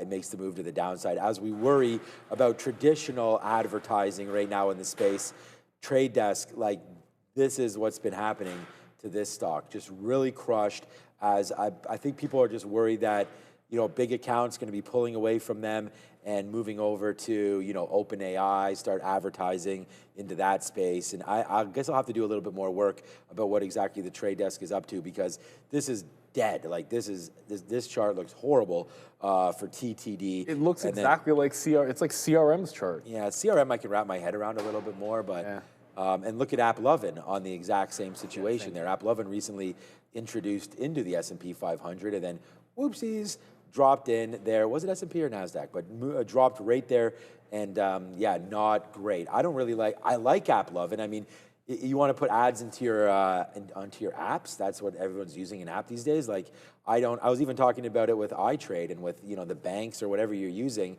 You know, you're using the app. We talked about that with Sharif and Joe and all of us. You know, you're making trades there. You're on the train. You're sitting at home. Whatever, you're using your apps. But AppLovin is not loving some of the most recent talk there about advertising. So just very quickly, yeah, go. There was that story a few minutes ago with Intel and Broadcom. Well, for whatever reason, it's Intel hires Qualcomm executives. That's the only story in the chip space that I can find right now recently. Broadcom, I can't even see a reason why Broadcom just spiked, but it is continuing to go. I mean, on volume, we just went $4 instantly to the upside. I mean, I keep looking around. I have nothing going on in my ear. I know normally we'd have Adara come in saying, hey, breaking news on Broadcom, but I don't see it. Like the only recent chip headline has nothing to do with these guys whatsoever, but it is going ham on volume. Maybe it could be technical, certainly like a trend break or just a break off 348. But as it comes into the prior high, I don't know that you want to chase this. Like a lot of times if there was real news, maybe you could push through, but if there isn't anything, then I would not be chasing this move to the upside. Again, have not seen any news whatsoever that would explain the move that you're seeing here in Broadcom. Just one reminder, in 40-something minutes, we're going to get the imbalances. One of the names that we are expecting to see an imbalance on would be Walmart going into the Nasdaq 100. Right now, they're selling the news on Walmart. Just broke the low of the day here. This bears watching. I feel like if it was screaming higher, then I'd be like, whatever, everyone's just buying it up going in. But the fact that it's selling off does make it a little bit more interesting. Just also, it's a NASDAQ stock, so when we show you guys something like the early look for the imbalance locator, well, you're not going to have any NASDAQ names on this. We find out at 350 if there's an imbalance or not. So you're flying blind until the actual imbalance comes out. Not like New York, where I can see like NIO's got a buy imbalance 2.4, BNS got a buy imbalance early, Uber's got a 1.2 buy, UiPath, that's another interesting one for sure, at about $1 million. So yeah, there's certainly some stuff to watch here for the imbalances, but it is Walmart replacing AstraZeneca that would be expected to be the biggest name for sure. And Mr. J, Adara had an appointment. So Adara is not here this afternoon. I would ask Adara, but I've got the same news service in my ear, and I hear nothing, I see nothing. Believe me, if we saw a story for Broadcom, then we would let you know. And with the absence of there being any catalyst that we can see, it does not follow through into the high. Never want to punch blind or chase a move as you see it going parabolic. If there's a catalyst that might push it through the top, that's one thing. But if I don't see a catalyst, I don't want to fight it whatsoever. Is going to lead me back to hopefully, I don't know if I'm going to be able to get this short on Intel. It just broke down as you saw other things flying around. I'm going to have to push this down a little bit. If it's not going to come into VWAP, then shorting it where the bulk is around that 50 level, if there is even a pop there, might make more sense, is all I will say. Yeah, we'll see if we get that fill. Oh no, there you go, SoFi. That's a bad wick out on SoFi. I put my trailing stop in, tags the trailing stop, and then right back to the low of the day. Of course it does. Let's get to the super chat here from David. Swing trade. Okay, $80 calls for Tuesday on, wait a minute. Looking for Tuesday open at 85. Any swing trade over? Is he talking about silver? Yeah, what are we talking about? What's the instrument we're looking at here? I think he's talking about SLV would be my guess because it's at $80. That makes the most sense. Are we guessing, David, or you want to let us know? Swing trade, I'd say it has to be. Yeah, it's got to be $80 silver. call looking for Tuesday open at $85. That makes sense. What else? Any swing trade over the weekend is a toss of dice. Yeah. Yeah. I mean that's why we went over to Danny Boy there, or that's why he had, I think, tweeted it out or sent a message to us. That was. Yeah, he confirmed it is silver. Okay, yeah, just doing the. There it is, SLV. Yeah, so. Yeah, look, I mean, if you want to look at a chart, we can just sort of do that together, David. But obviously, if you're putting this trade on, then maybe you already have. But yeah, $80 calls. I don't know what the premium would look like. I don't know if you're talking. You said the expiry, the 26th, right? So you got 2 weeks for that right now. Not this Friday, next Friday. So they're coming. Did you say 120? Anyways, whatever the story is. Yeah, I like it. I mean, silver's right up here right now. It has gapped through. You know, I could see silver pulling back to $74, but because your expiry is the 26th, I believe you put, you're going to have room to go. So all I'm hearing is that this trade should continue higher. There it is, the 26th. So you still have a little bit. Day trade 126. Yeah, okay. Looking to see if we can get going. So I think that would be a good opportunity for you there on SLV. I don't mind him. You guys tell me. Gold has pulled back a little bit as well today. So I don't know if this is the start of something, but gold's still kind of hovering now. I didn't actually realize that gold did have. There's what we were talking about earlier, and I guess it's rebounded pretty nicely there. I don't know why this exactly happened. On GLD, but we have rebounded nicely there on gold. And wow, okay. Volume really picked up on this thing right around 1030. And all right, that's where that was, that capitulated bottom. And, you know, when you see a move like this happen, you are actually waiting for this. There was, something I was trading today had, it was silver. Also had that volume spike today. Hold on. So this is on a 1 minute chart. I see it on my other chart here. I'm going to go over to silver. So there it is. All the way. Volume increasing. You see that volume candle right there, that huge spike. That's sort of the second to second last. So what you want to do is you want to find that right there. And then as soon as you break above, now it would have been tricky because you do have a bunch of like wick to the top here. But normally you watch this move down. You don't necessarily know where the bottom's going to be. It could continue, right? But I like to say sort of maybe go long once you break the candle, you know, where that volume occurred at. Okay, because that generally speaking would signify that, hey, the move, whoever sold this off couldn't get it down any further. They're now out of their position. Potentially the short has covered, who knows? And then there's the move back to the high side. And then I'm just going to quickly show it to you on silver because I do see the same move there. And it was at the same time.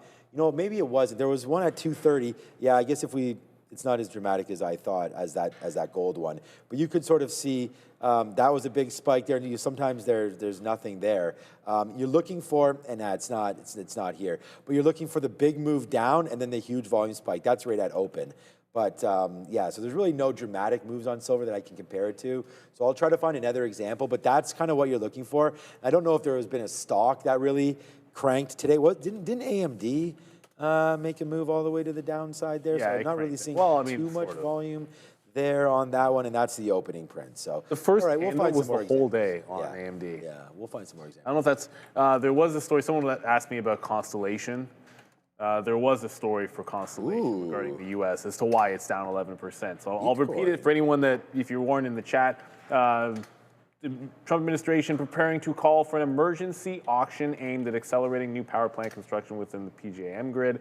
And they're selling off the news here in Constellation. So Constellation down, and GE Vernova today. I mean, typically these stocks have been moving in concert with one another, but today Constellation down, GE Vernova to the upside. Although maybe not holding on to all of their gains is GE Vernova. As I said, both these names have typically been a little bit better at following the same path.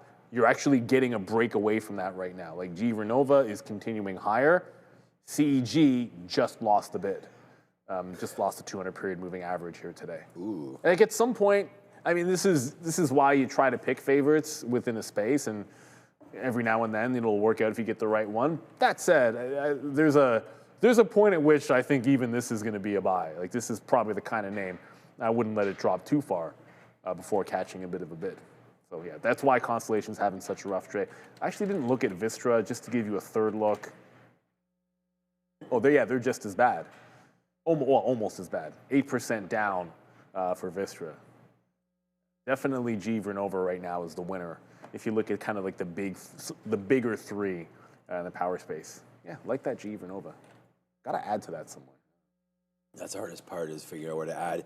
We do, take a look at that. It really is. We do get, yeah, it is. I mean, you never want to buy things at highs, but sometimes there's studies proven, man, if you buy stocks at the highs, that's the best time to buy them. So, all right, right into there. And it's because when you think stocks are at good prices, like you're waiting for the 200 period, there's many times where the 200 period doesn't hold and the stock just keeps on going to the downside. Meanwhile, there's a lot of stocks that, any stock that's at an all-time high today, you were better off buying it the last time it broke the all-time high, right? Which, if you just kept doing that, these stocks have momentum. That's what stocks are trading on, momentum. But right there, you know, you're just going to wait to see. I just took another piece there only because we're now 40 minutes or 35 minutes until the imbalances. We've talked about how important imbalances are, and we got a nice move down into the 200 period there for Tesla. So that was a good little bid opportunity there, so we did take that opportunity to do that. I'm now waiting at 439.55 again right there, see if we can get another fill. I'm just getting out of 5% each time, see if we can hold for a bigger move, and still understanding that 441 is going to be are out. All right, so you guys, anything else you guys want to do? SoFi, yeah, okay, Capote right there. I'm going to put you on blast right now because this is what we have this for. There it is right here, SoFi coming in. Thank you so much for that note. Yeah, look, I think Neil and I both, I think you're already in SoFi today, right? But I like the stock. It's just now, near the end of the day, I actually don't really want to stand in here and bid this. I would actually rather smash it through. There's no time for it to bounce. Right, so it still could bounce. It's but just, all what's of the bounces, story behind it? Why will it bounce? All the big bounces off that level were in the mornings. Like there's one, right? Like right at the open, it tests. There's your bounce. The day before that, it bounces in front in the morning, and you get an all-day reversion. It bounces right at 10 o'clock here. You get half the day. It reverts back in. That's like when you put in, like, yeah, when we're saying we're going to buy 26s on SoFi, that's in the morning plan. It's very different trying to grab that at the end of the day, because then you're hoping, well, how much can it go in 20 minutes? Like that's what you're looking for to bounce off a major support level. It's almost like you could scalp the break. If you think it's going to bounce 10, 20 cents, if it breaks 26, you almost scalp the breakdown for that same 10 or 15 pennies. Obviously, you should have stuck with the short trade, but yeah, it would have been nice if it had done this. If it does this same move into 930, I'd probably be looking for the bounce play at the open. But SoFi, I saw someone in the chat saying it's been a bit of a disappointment. Gotta really put things into perspective. Like, look what it did. So it's consolidating up here. I think I'd be a little bit more concerned if it lost like $22 or something. You know, like if you were a buyer of this on the way up, I mean, you could have been, even if you chased this move or you bought the dip in, or if you were just, you know, one of those people that were holding it and then complaining the entire time you're holding it at like $7, $8, you're still feeling pretty good about yourself until it loses 22 bucks. So this has a long way to go before this chart looks bad, so to speak. When in doubt, zoom out when you're talking about long-term holds, but in the short term, yeah, it absolutely stinks. Certainly has not been a good one. Again, should have held on to the shorts, but I'm not taking this long off of, just because 26 is there. Although, actually, you know what? There would be an exception. Like if I were to pull up the level 2 and there's like an ungodly amount of bids or size at 26 even, maybe there would be like a scalp trade, like go long 01s or some nonsense to just scalp a few pennies out of it. But I haven't seen anything like that on the book that you just want to hop in front. You want to talk about a bloodbath? These are all software names. There we go. Like, oh, Figma. Look at this, man. This is the week, this is the month, this is the quarter. Only Zoom is up here. And these are big names, man. ADSK, Workday, Adobe, HubSpot. We don't even have CRM on here. This was someone tweeted this out. But, you know, all of these plays, Intuit, ServiceNow, obviously Figma down 47%. That's a recent IPO. I'm glad Adobe, I don't own Adobe, but I'm sure they're glad that they didn't take that name out when they came public. Datadog down 21% this quarter. So this to me is the AI sort of like watch out now moment, because like, you know, you have Canva, which is a good program. Adobe, I still believe, Fabian, still pretty expensive, Adobe, I would think there. I know you like it, and I think they're, you know, for professionals, it's a completely different game, right? I mean, professionals will want the best software, will need it, but I think Adobe's story is one that it was a very mainstream, like a lot of content creators were probably using it in the last 5 or 6 years, maybe, and then now, there's just so many more, like TikTok has that CapCut and all that kind of stuff. Trading software.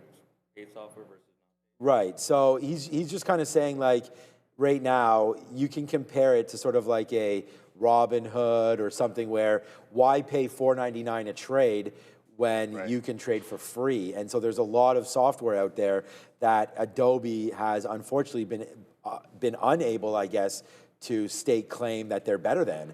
And there's been a huge move to the downside.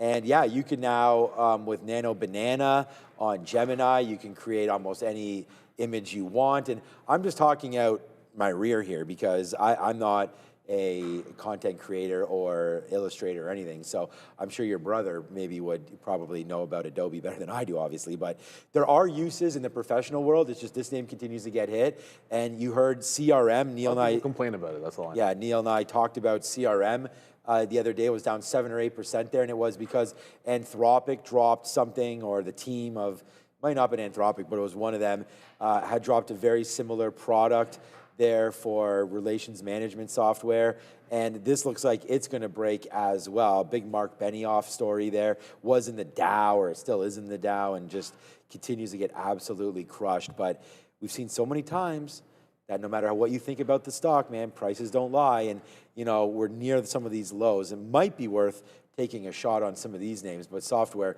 still in the penalty box, and we saw Palantir was in the penalty box, and that's a software service as well. So anyways, not a great space to be in right now. Yeah, and from space that doesn't look very good in software, maybe something that could be on the rise and hopefully an exciting opportunity is PDS Biotechnology. You're going to find them on the Nasdaq, PDSB. They're transforming how the immune system targets and fights cancer, with the initial focus on HPV-16 positive head and neck cancer. HPV-16 can cause head and neck cancer, and more people are facing these high-risk cancers than ever before.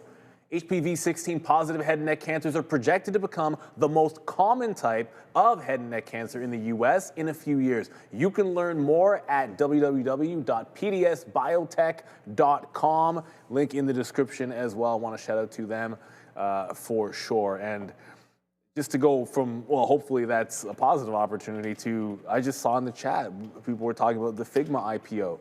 And I want to stress this about IPOs, because at some point this year, I feel like we're going to get SpaceX this year.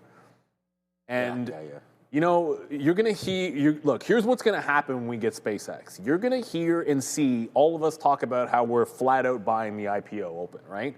Which is what we're going to do. And we're going to buy the open, and we're going to go crazy trading it for like an hour or two.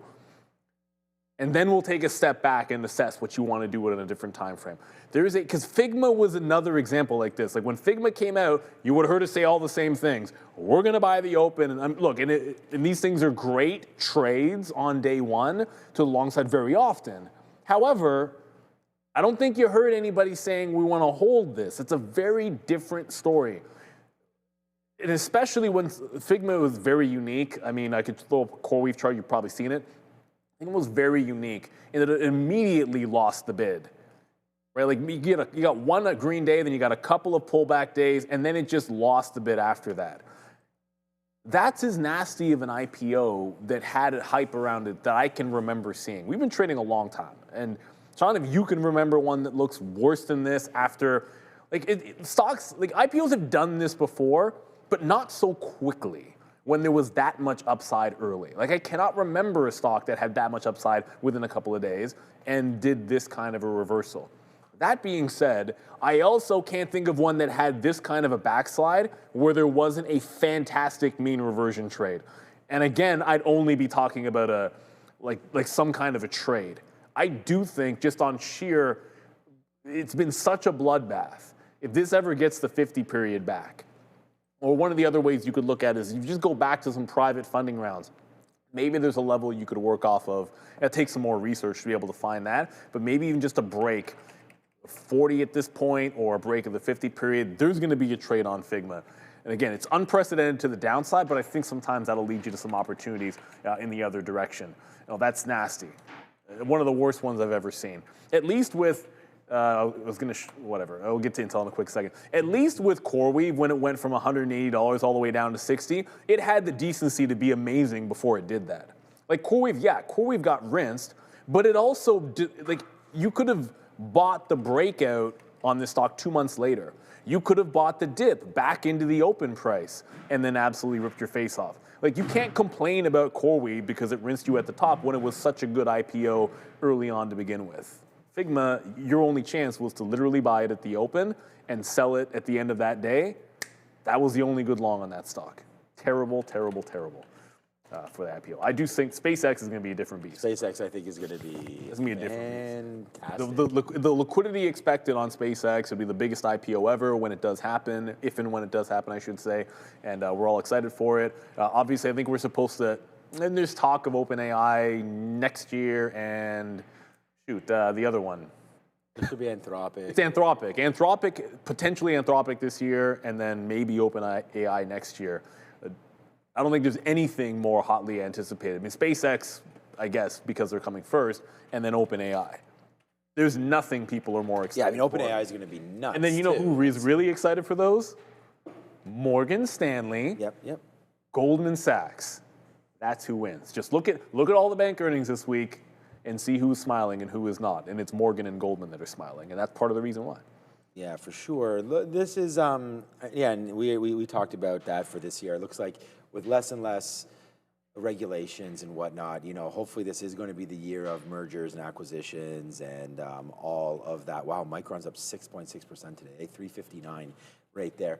Yeah, this is an area that we didn't maybe talk about enough today. We saw Lam, we've seen AMAT, we saw ASML, all these names really get going on a big quarter yesterday from TSM, right? So TSMC, Taiwan Semis, did have a monster move, and so did the equipment makers there. So this is a producer manufacturing area, but it's AMAT, it's LRCX. We already sort of talked a little bit about GEV and how they need to still be bought and owned in your portfolios because, hey, someone's got to power this whole decision here with data centers and not just data centers, everything that's been happening, all the new build-outs. It's very expensive to make nuclear turbines, takes years or maybe a year, but meanwhile GEV can get you the gas and get going on that very, very soon. This is the stock heat map here for utilities.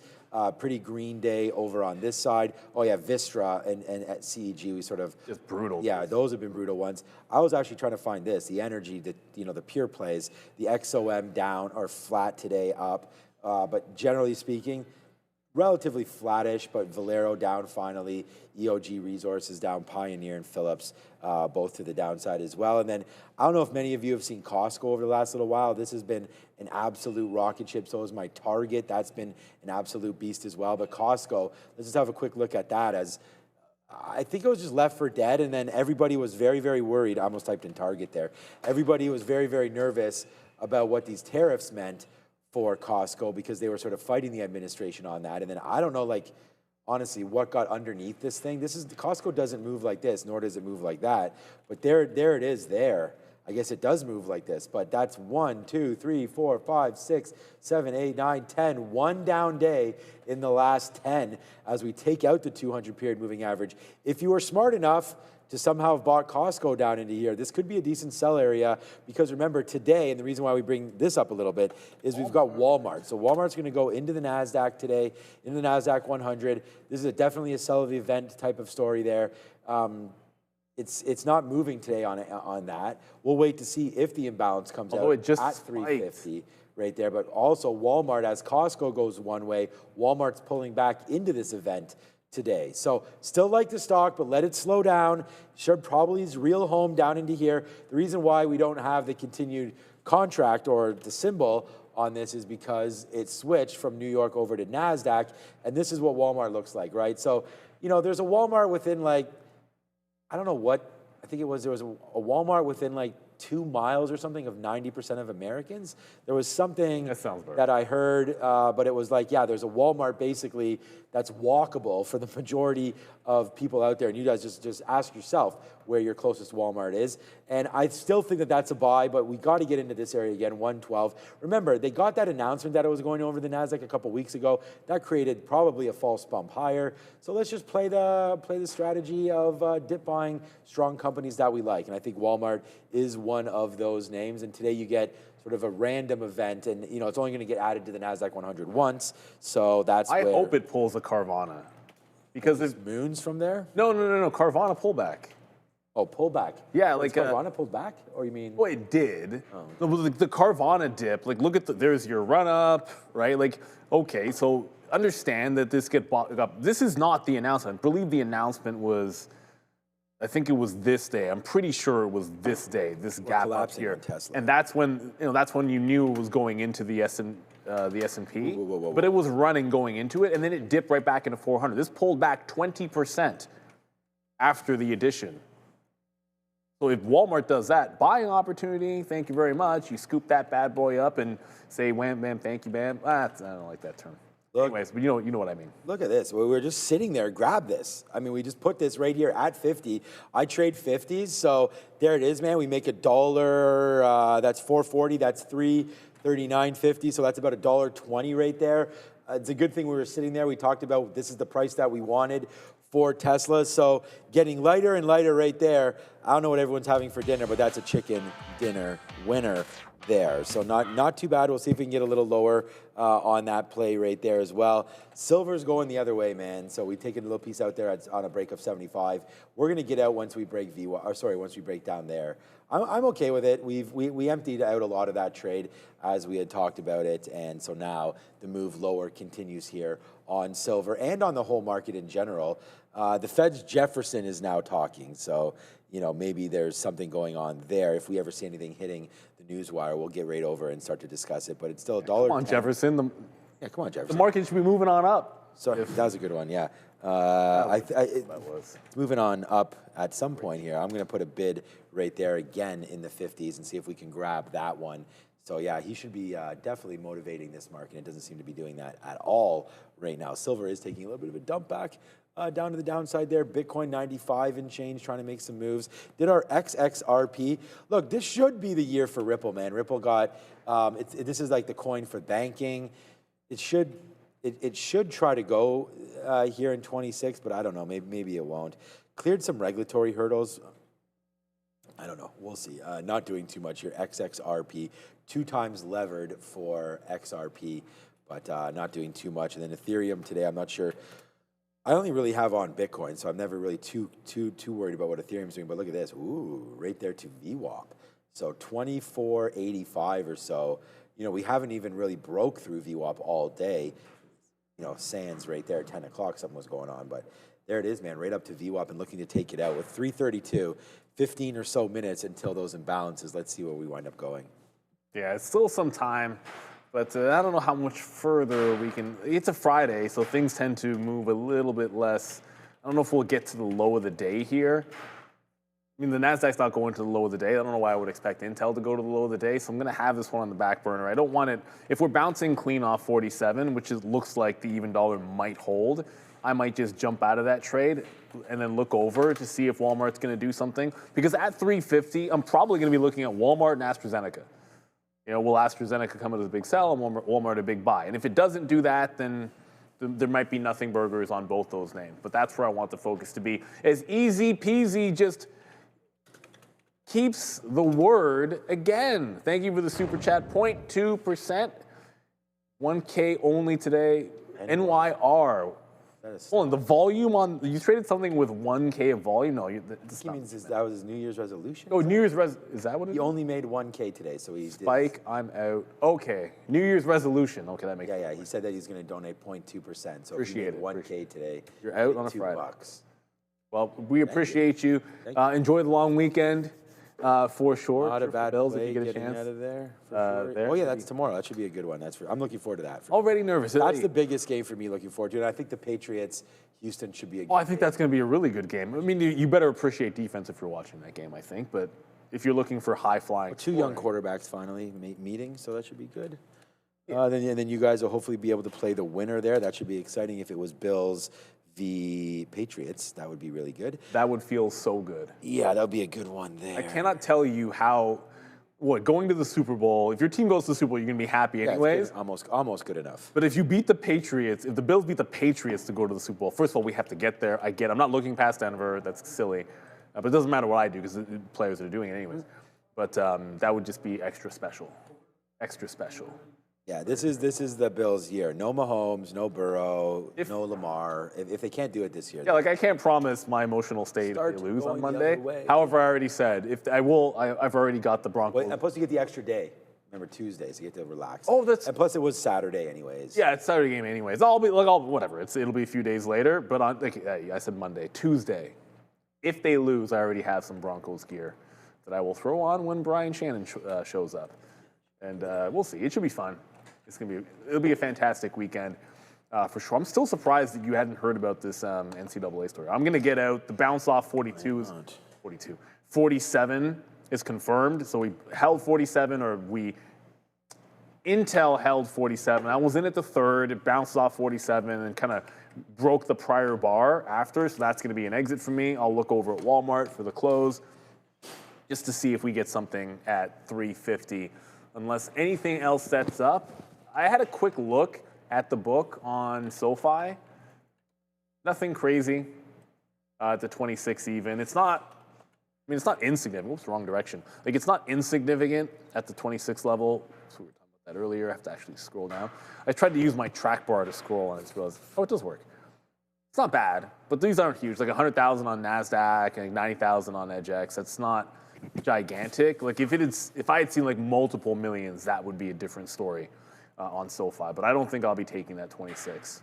We'll see if it ends up holding. 15 minutes to go for sure until we get the imbalances. And Walmart's already going. My fear would be that the fact that it's already running off the lows might mean it's not as good. If I remember correctly, the Tesla one that was so good years ago, Tesla was tanking going into the imbalances coming out. And I think that's part of what made it so good. Opposite the market. Yeah, but it's running too early. There's still 15 minutes to go, and it's already bounced a buck. I don't want that. I would actually rather Walmart be still in a downtrend when 350 hit. That way, if it's a buy imbalance, you feel way better about punching a reversal long than buying at the high. I don't want to buy the top. So we did get out.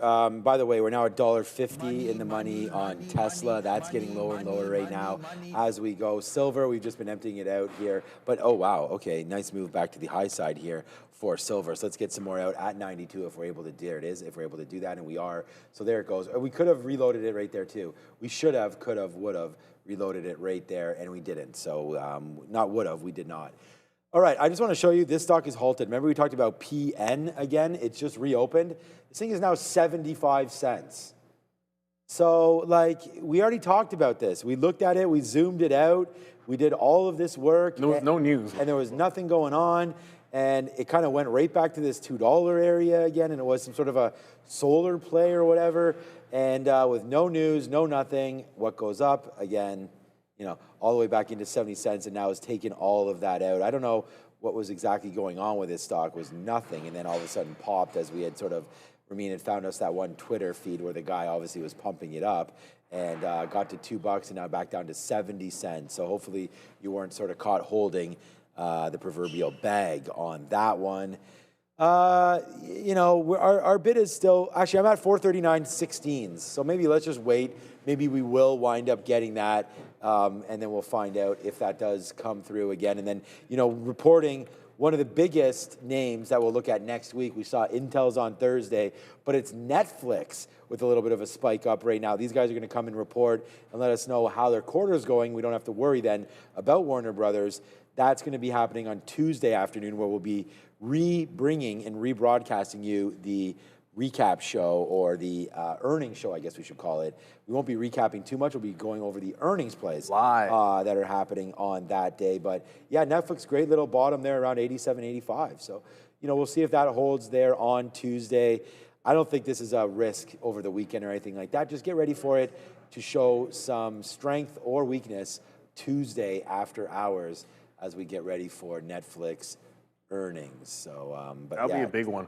By the way, SMCI is threatening to really actually close at the high of the day here. So 12% to the upside. I saw a bunch of people mentioning this. Should be worth watching this one at the close if it can break through that 33, if it'll have an imbalance on it. Just a quick note, it's now 10 minutes till the imbalances come out. Alibaba's now here. That wasn't there before. 1.5 million to the buy side. NEO was already there for 2.5.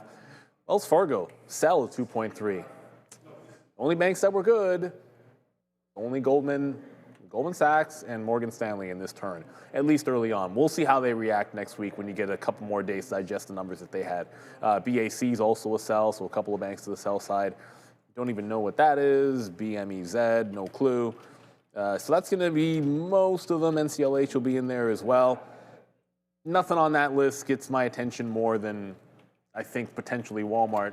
Although with every move higher, like Walmart's now at VWAP and still going. I just feel like this is not going to be a chase. I just loved it so much better when it was going to the downside. Walmart going into the Nasdaq 100 at the close. It's expected to be a large buy in 10 minutes on the locator. You never really know what could happen. Reb just asked, can you please enlighten us on Costco? I've never owned Costco. I'm a Walmart guy. I've only ever owned Walmart personally, and I know Sean went over this already. It just looks like a trend break, maybe.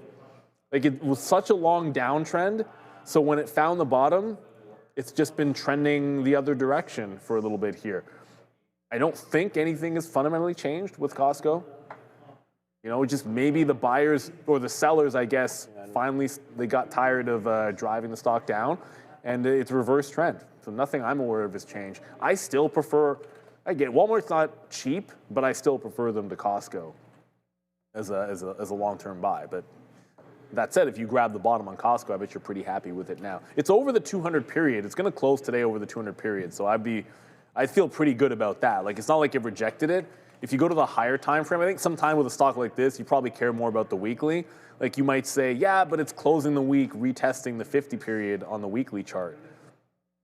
That's not bad. It's going to close retaking the 200 on the daily, and it's going to close retaking the 50 on the weekly.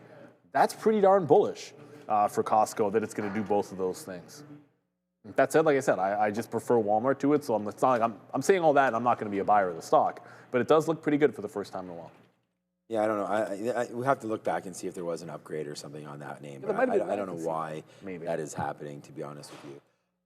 Okay, so Neil just went over Walmart, a little bit of a talk there. We did get Riot blockchain here today with some news with AMD. That spiked sort of in the pre-market. It didn't really spike that much, but there it was right there, 1650. And it's just, like I was saying, it did spike initially, but came back in again right there at 930, and we sort of weren't sure how to deal with it, but there goes Riot right now up and away to the right side of this. It was something like $31 million or something per year from AMD to help.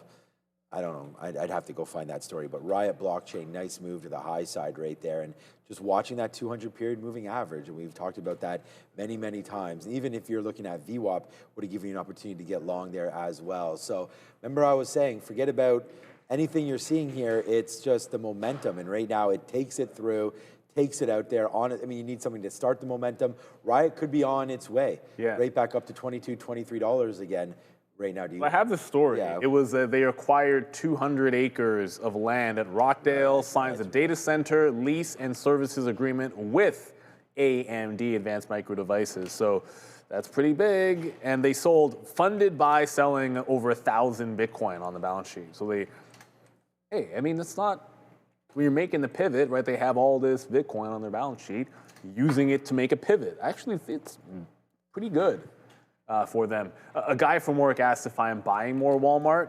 I think, so the comment I was making about Walmart, I mean, short answer is yes. Do I know? Oh, that's right. Shoot, it's not, yeah. Our Walmart chart only has it from when it was on the Nasdaq, so I have to pull it up here on eSignal where you can get a full look. So it's a matter of where am I going to buy it. I'm a buyer of Walmart. On the weekly chart, I want to buy the 50-period moving average.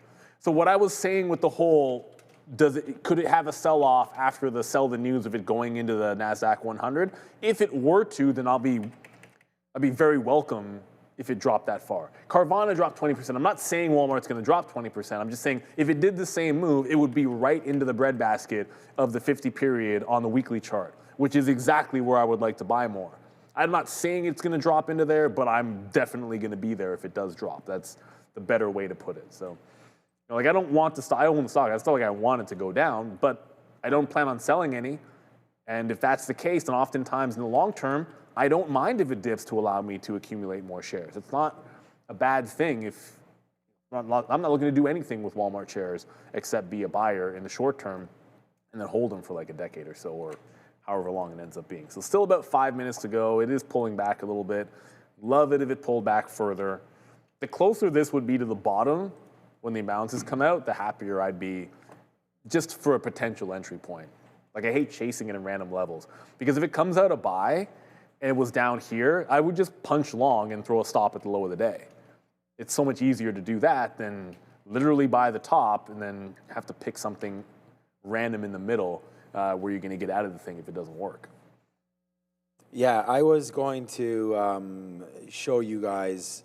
I'm starting to tap out here of silver. It did get going to the upside there, so we will take advantage of that. We did get a nice little breakthrough, $81 there on SLV. So hi ho, as we trade some silver right there into the close. This is what I want to talk about more importantly, though, was Fannie Mae. We didn't even trade this today, and when I look back at it, it's like, why the heck didn't we, man? Nice move to the downside here for Fannie, and it's just breaking. We actually looked at it earlier when it was doing this, and it sort of stopped at 880, made a little bit of a move, tried to get back to 9, and right now it's trying to take out the low of the day. So I did want to bring this to everybody's attention because I was debating punching this name short on a breakthrough 850, but Fannie Mae downside right there for housing. Not an overall great day there. Tesla's still downside. That's good. We'll see if we get that 439 fill with only 4 minutes to go right now. So I don't really know what the trade's going to be for Walmart, but if it does come out a big buy, I think you just smoke it immediately and ask questions later about it. Like, so watch out here. It's going to come out, probably going to come out the wrong way, in which case it's going to go down. So we'll put this here for you ASAP and get that going once it does hit. DJT's making a move. Yeah, I heard that in my ear about DJT. I'm going to stop. I mean, with only a few minutes left, I'm going to get another bid there at 30. I'm still bidding Tesla 439. That will essentially close the trade, but I just took another bid there at 30s because it doesn't seem like it wants to get down there. We're now 3 minutes away from the imbalances. Let's see if it wants to work. And I just want to check out JP Morgan here today because I don't know what's going on because I was really happy when I saw this back at 320 or so. And then just gave it all back right there into the afternoon. So yeah, a nice move downside. What are they doing with the stock? Yeah, and then I don't know if it's all the banks. Wells Fargo, boom, as well. That got hit there. Morgan Stanley and Goldman Sachs both had great days yesterday. I believe both getting hit as well there during the midday. So maybe Trump had said something, no idea. But here comes the market. We just went red. A stock like Apple. That's getting smoked all day. 255 downside. Bye-bye Apple, down 1% there as well. Google buying on weakness, the #1 name for me, if that does happen. You can see Google different than the rest. That's not even moving at all. The rest of these names starting to go to the downside right now. And yeah, the market getting weaker and weaker into the close, just like we saw yesterday. Yesterday's trade was very, very similar. However, yesterday we took out the low near the end of the day. And I think maybe I'm just overstating what's happening right now. There's not really that much. Just some of the names are starting. There it is. Nasdaq extends. U.S. stocks extend gains. No, that's I will ignore that very much, Andre. Right there, they're testing something on the system there. So yeah, Netflix earnings next week, Intel earnings next week. I'm more excited personally for Intel, but Netflix, I'm interested to see where that goes. Only because Intel holds the keys to other stocks. I'm interested in both, but I think more so for Intel because it just feels like the fundamentals have been lagging the price action.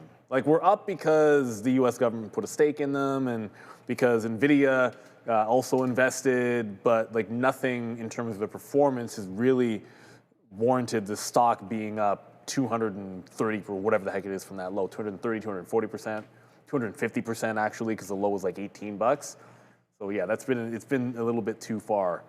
In my opinion, on Intel. And another rejection to the $50 level today. 1 minute to go, and then we'll see these imbalances come in. Still the same names on the early look. Walmart, supposed to be going into the Nasdaq 100. AstraZeneca coming out, that's AZN. I'll be looking at Walmart. No guarantees it comes out as a big buy. You know how these things happen. What was the last big one we saw? Not Palantir. Palantir came the right way. Carvana was a complete disappointment. It was a nothing burger. Your best, this is the thing, the best you can do if there's like a big imbalance that you're expecting and there's maybe an opportunity at the close, if there's nothing there, you just don't trade it. I think where some traders get into trouble is they're like, oh, Walmart's going in, it's going to be tens of millions of shares to the buy side, and then they just sit there like buying it up, and then it comes out as nothing, and then they're stuck. So it needs to actually show an opportunity instead of just hoping. So about less than 10 seconds. Yeah, moments away. We do get our bid there on Tesla. I changed the rest of it to 440. We do get that 439.16, and there it is right now. We are now out. Let's watch out for Walmart right here. Walmart, 30 million to buy. There it goes, Walmart. Straight fire in the booth to the upside as it goes into 120 right there. Keeps on climbing. Walmart, now it's already paired. Look at the volume today. 150 million on the paired side for Walmart. Nice trade. Going to the upside there goes Walmart right now. Nvidia, though, with a sell, that's kicking downside. But it's, oh man, this mouse still is not working out great. There's the downside play. There's the downside play in Netflix. There's a downside play in Microsoft. I have no idea what's going on with Tesla because that just, whoa, that went to 430. I'm at 438.55. Nvidia is a sell. So it looks like, look, Walmart, that's a disappointment because it instantly paired off. As Sean was saying it, I had it up. I punched long when I saw 30 and threw a stop. The second it paired off, I was instantly trail out. Because I wanted to punch long. Okay, fine, that's a bit of a fail to not scalp it. But I wanted to punch long, throw a stop, and then just hold it till the close. But it instantly paired off 1/3 of the imbalance on Walmart, so that's like, what are you going to do? If it's at the low, I could throw a stop at low of the day. In this case, I just threw it at the first even dollar that was there, which happened to be 119.5. So that's what happens on those imbalances. You can't hold when it does that. Like if you sit there just holding to the close, like you're just going to sit there and get bled. Yes. And then, which is just completely nonsensical. So I would have preferred if it was at the low of the day. By the way, AstraZeneca, they're the ones coming out. Nothing. Didn't really do anything on AZN. So the delete's kind of a nothing burger as well. Microsoft, you don't see this very often. Microsoft also a sell of 1.3 million. Netflix a sell of 1.3 million. Yeah. So overall, you are sell side on the three names that showed up. IBIT's actually a buy of 1.4. I've never really seen that before. There you go. What's up to Palantir Queen? I like your stock, and I like what you're throwing down right here. You just mentioned, I'm going to put it on the chat. There it is right here. What's up, PLTR Queen? You just mentioned you just made $195 on Walmart. Congratulations. That's a good trade, man. That's an awesome trade. So there it is. It was a better scalp. Yeah, we're glad that you got that you hit that. I'm an idiot. You should have scalped. The smarter play was to scalp it. Yeah. which is fine. We went all the way, so I'm taking some more out, so that was a good trade there as we kicked it. And Dane Generous, you asked me earlier, did I go both ways on silver today? Yes, we did. We were short early. Yeah, dangerous, yeah. Downside there on silver, downside, and then we finally broke trend a little bit there, and we waited for it, and then started buying it off VWAP. So we started to go long, actually, once we broke there, and then upside. Wow, we just got filled on something. What was that? Oh, SLV. Nice move there into the end of the day. Here's my silver trade. Oh, we're on it right now. We just got filled at 08. Sorry, I didn't show that. Downside play for Walmart. We were actually bidding 438.50s. It went down to 438.65 there, so we should have had a little bit of a better fill, but wow, what a good trade there on Tesla. Short, short, short. Boom. So, you know, good trading there to end the day on TSLA. And we just got another fill on Tesla, didn't we? Yeah, we got 439 flat there. So we're getting out basically of everything right now. 75 cents in the money on silver. And, oh, sorry, fix this size. I don't know why that just changed. And then Tesla, $1.80 on TSLA. So, yeah, it's been a good little run here into the afternoon. But watch out, man. We're getting Walmart. Let me just call this back up for you. It's at the highs again.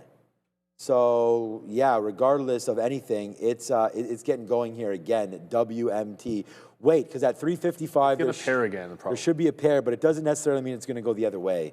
So just be careful with that one. And Netflix might be the one that eventually flips the other way, but Nvidia probably already did. There was a big trade there on Nvidia. It's actually a little bit bigger, Nvidia. It grew a little. Oh, did it? Oh, yeah, it's because it's downside. Now 3.5 million to sell on Nvidia. That continues to claw. You still have a minute to go. Oh, it's up there. That's why I didn't see it. It's just at 355. Remember, wow, Walmart. 355 is it's not a magical time, but there is almost always some kind of a pairing event. Like you'll see the paired volume increase. Like right now, it's 150 million is already paired. This is a massive imbalance here on Walmart. Being added to the Nasdaq 100, obviously. Into the queue. So with 30 seconds, and we will see. It's at all-time highs, 121.20 right now for Walmart. And it was actually, we were just talking about, it was at 117.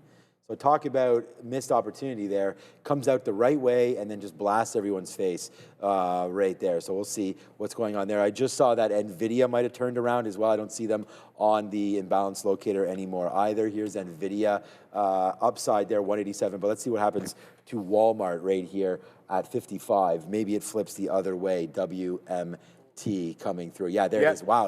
Yep. Flips still a bit, almost a sell now. Look at Walmart. It was just 120.50 right down there into 119.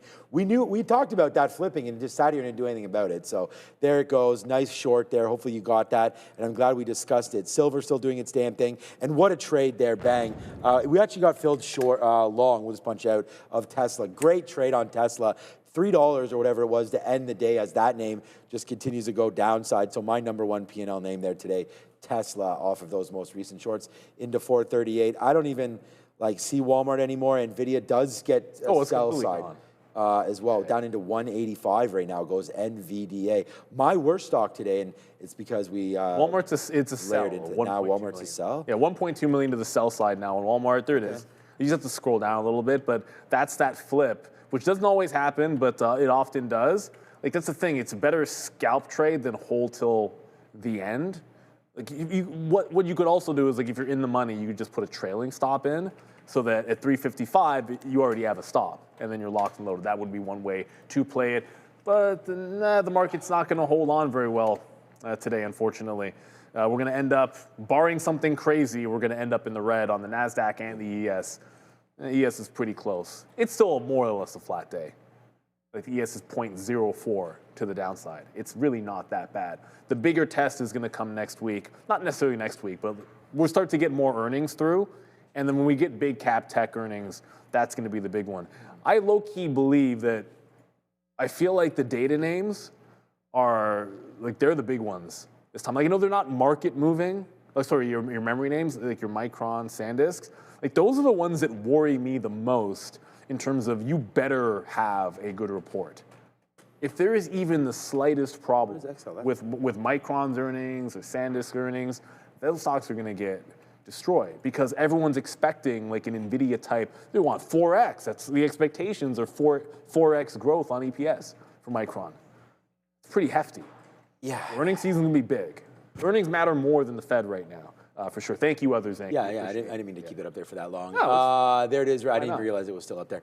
Bipolar, thank you so much. Made over 1K 3 days in a row. Great job, great week. So there it is, man. Thank you so much for watching, and congratulations on that one. That's a great day, that is for sure. So still watching out for Walmart here, trying to break through 120 again, as this is a sell imbalance. It'd be interesting to see where that print winds up coming. Oh boy, man, Tesla's still going lower, 437. Man, did we have that short. That was a good one. We did empty out of our silver trade at 10, so that's good. And now we only have 2 minutes left in Walmart still with that decent sell. So it's going to have to sell off 5 million shares here at the end, because but it's just such a small drop in the bucket. I feel like it's going to just print basically where it closed. It'll probably print for that much? Yeah, it's going to print pretty much where it closed. Not all, Danny's boy, not all silver mining companies are the same, and today is a good example of which ones aren't good plays on silver. The ones that are up today are the ones you want to use to play the upside move. Danny's boy, I love that sentiment. Agree with that. When you have volatility, it has a way of weeding out relative strength and weakness, and that's something you should always be looking for. We were talking about that with the energy names today. CEG and Vistra down, GE Vernova up. Sometimes you separate the wheat from the chaff. Just to steal a bit of a reference that obviously I'm not a farmer, but hey, it's a good one.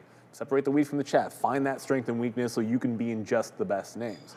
And it doesn't always work, but at least you have to have some kind of means of projecting which names within a group or a space you like the best, as far as I'm concerned. As long as you're looking for it, there are lots of good ways to be able to do it. Costco, another good day today, I saw in the chat. And Dave is also giving you some praise there for that look. Danny's boy. Less than 1 minute to go. Walmart still dancing around here. Whereas I'm looking at yours. It's bigger the sell. It's only 5 million, but I don't really know. I don't think it's going to do anything. I was just trying to wait to see if there was a late flip. Yeah, like a huge number that all of a sudden showed up there. But with only 30 seconds left now, there's not a whole heck of a lot we could do now if anything happens. We got to be flat or close to flat anyways, in and around 4 o'clock. So we are now approaching with only 30 seconds there. I mean, now it's 3.5 million. I think it's going to be fine. I think it's going to print, let's just call it like 119.70s or 80s, something around here for the close of Walmart. And that's $2 shy of its all-time high. And we almost got to there. 121.23 on Walmart's addition into the Nasdaq here today. We are now 10 seconds away. We want to thank PDS Biotechnology for sponsoring the closing bell. Go check them out on your Nasdaq, PDSB. And there it is. There's the close. So 190. There, I think it was 119.70 to me, what it looks like. There's the print. 203 million share print. So do the math on that. That's pretty much right where that is. And maybe my math was off, but that's what I'm seeing right there. 20 something on the print. Maybe, yeah, whatever. Just add these up. So basically 200 million shares on the print, giving volume of 254 on the day for Walmart, closing right around that 119.70. I think that's where that big print came off at. So congratulations to anybody that's been long Walmart into the afternoon. We did get Palantir Queen as well, telling us that she had hit that for the long, I guess, and made a little bit of money. So that was a great day and a great week. Thank you so much to Stephen M. I just read exactly what he had said there. And yeah, go Bills, go. Tomorrow, I'm going to be good, man. Our game is in the morning, and then we'll sit there and watch the Bills in the afternoon and see what's going on. I'll be nervous, but it's always fun if your team's, look, you just want to be there. Just understand that when you're the Bills, some teams, it's good enough to be in this spot. For the Bills, it's not, because if you got the best player effectively the best player in the league, the expectations are really, really high. Got to get that W. But you know what? We're going to have fun anyways. Don't forget, Monday is Martin Luther King Day. So we're off. Enjoy your long weekend. The U.S. markets are closed on Monday. We're not back until Tuesday, but we also have a treat. Shout out to Obi, who's been filling in for Joe. He's going to be right back in there. Oh, there he is. I think there's a chance Joe's here on Tuesday. We'll see. Joe might be, Joe will be in when he's ready to go, but we have Obi locked and loaded. Yeah, he's ready. He'll be back. We're all back. The entire team here at Trader TV Live, for Sean, for Sharif, for Obi, Joe, Brendan. Our staff is making a fantastic job. I mean, with the desks. I want to thank Mark and Rob and Randy for all the work they've been doing. And then, of course, Fabian, Ramin, and Andre making us look and sound good. We're Trader TV Live. Good. Well, most of the time sound good. All right. My microphone stinks every now and then, but that's, that's my mic. Have a great weekend, everybody. Have a good weekend. We'll see you Tuesday morning at 8 o'clock. Be safe, be well. Go Bills. Bills Mafia.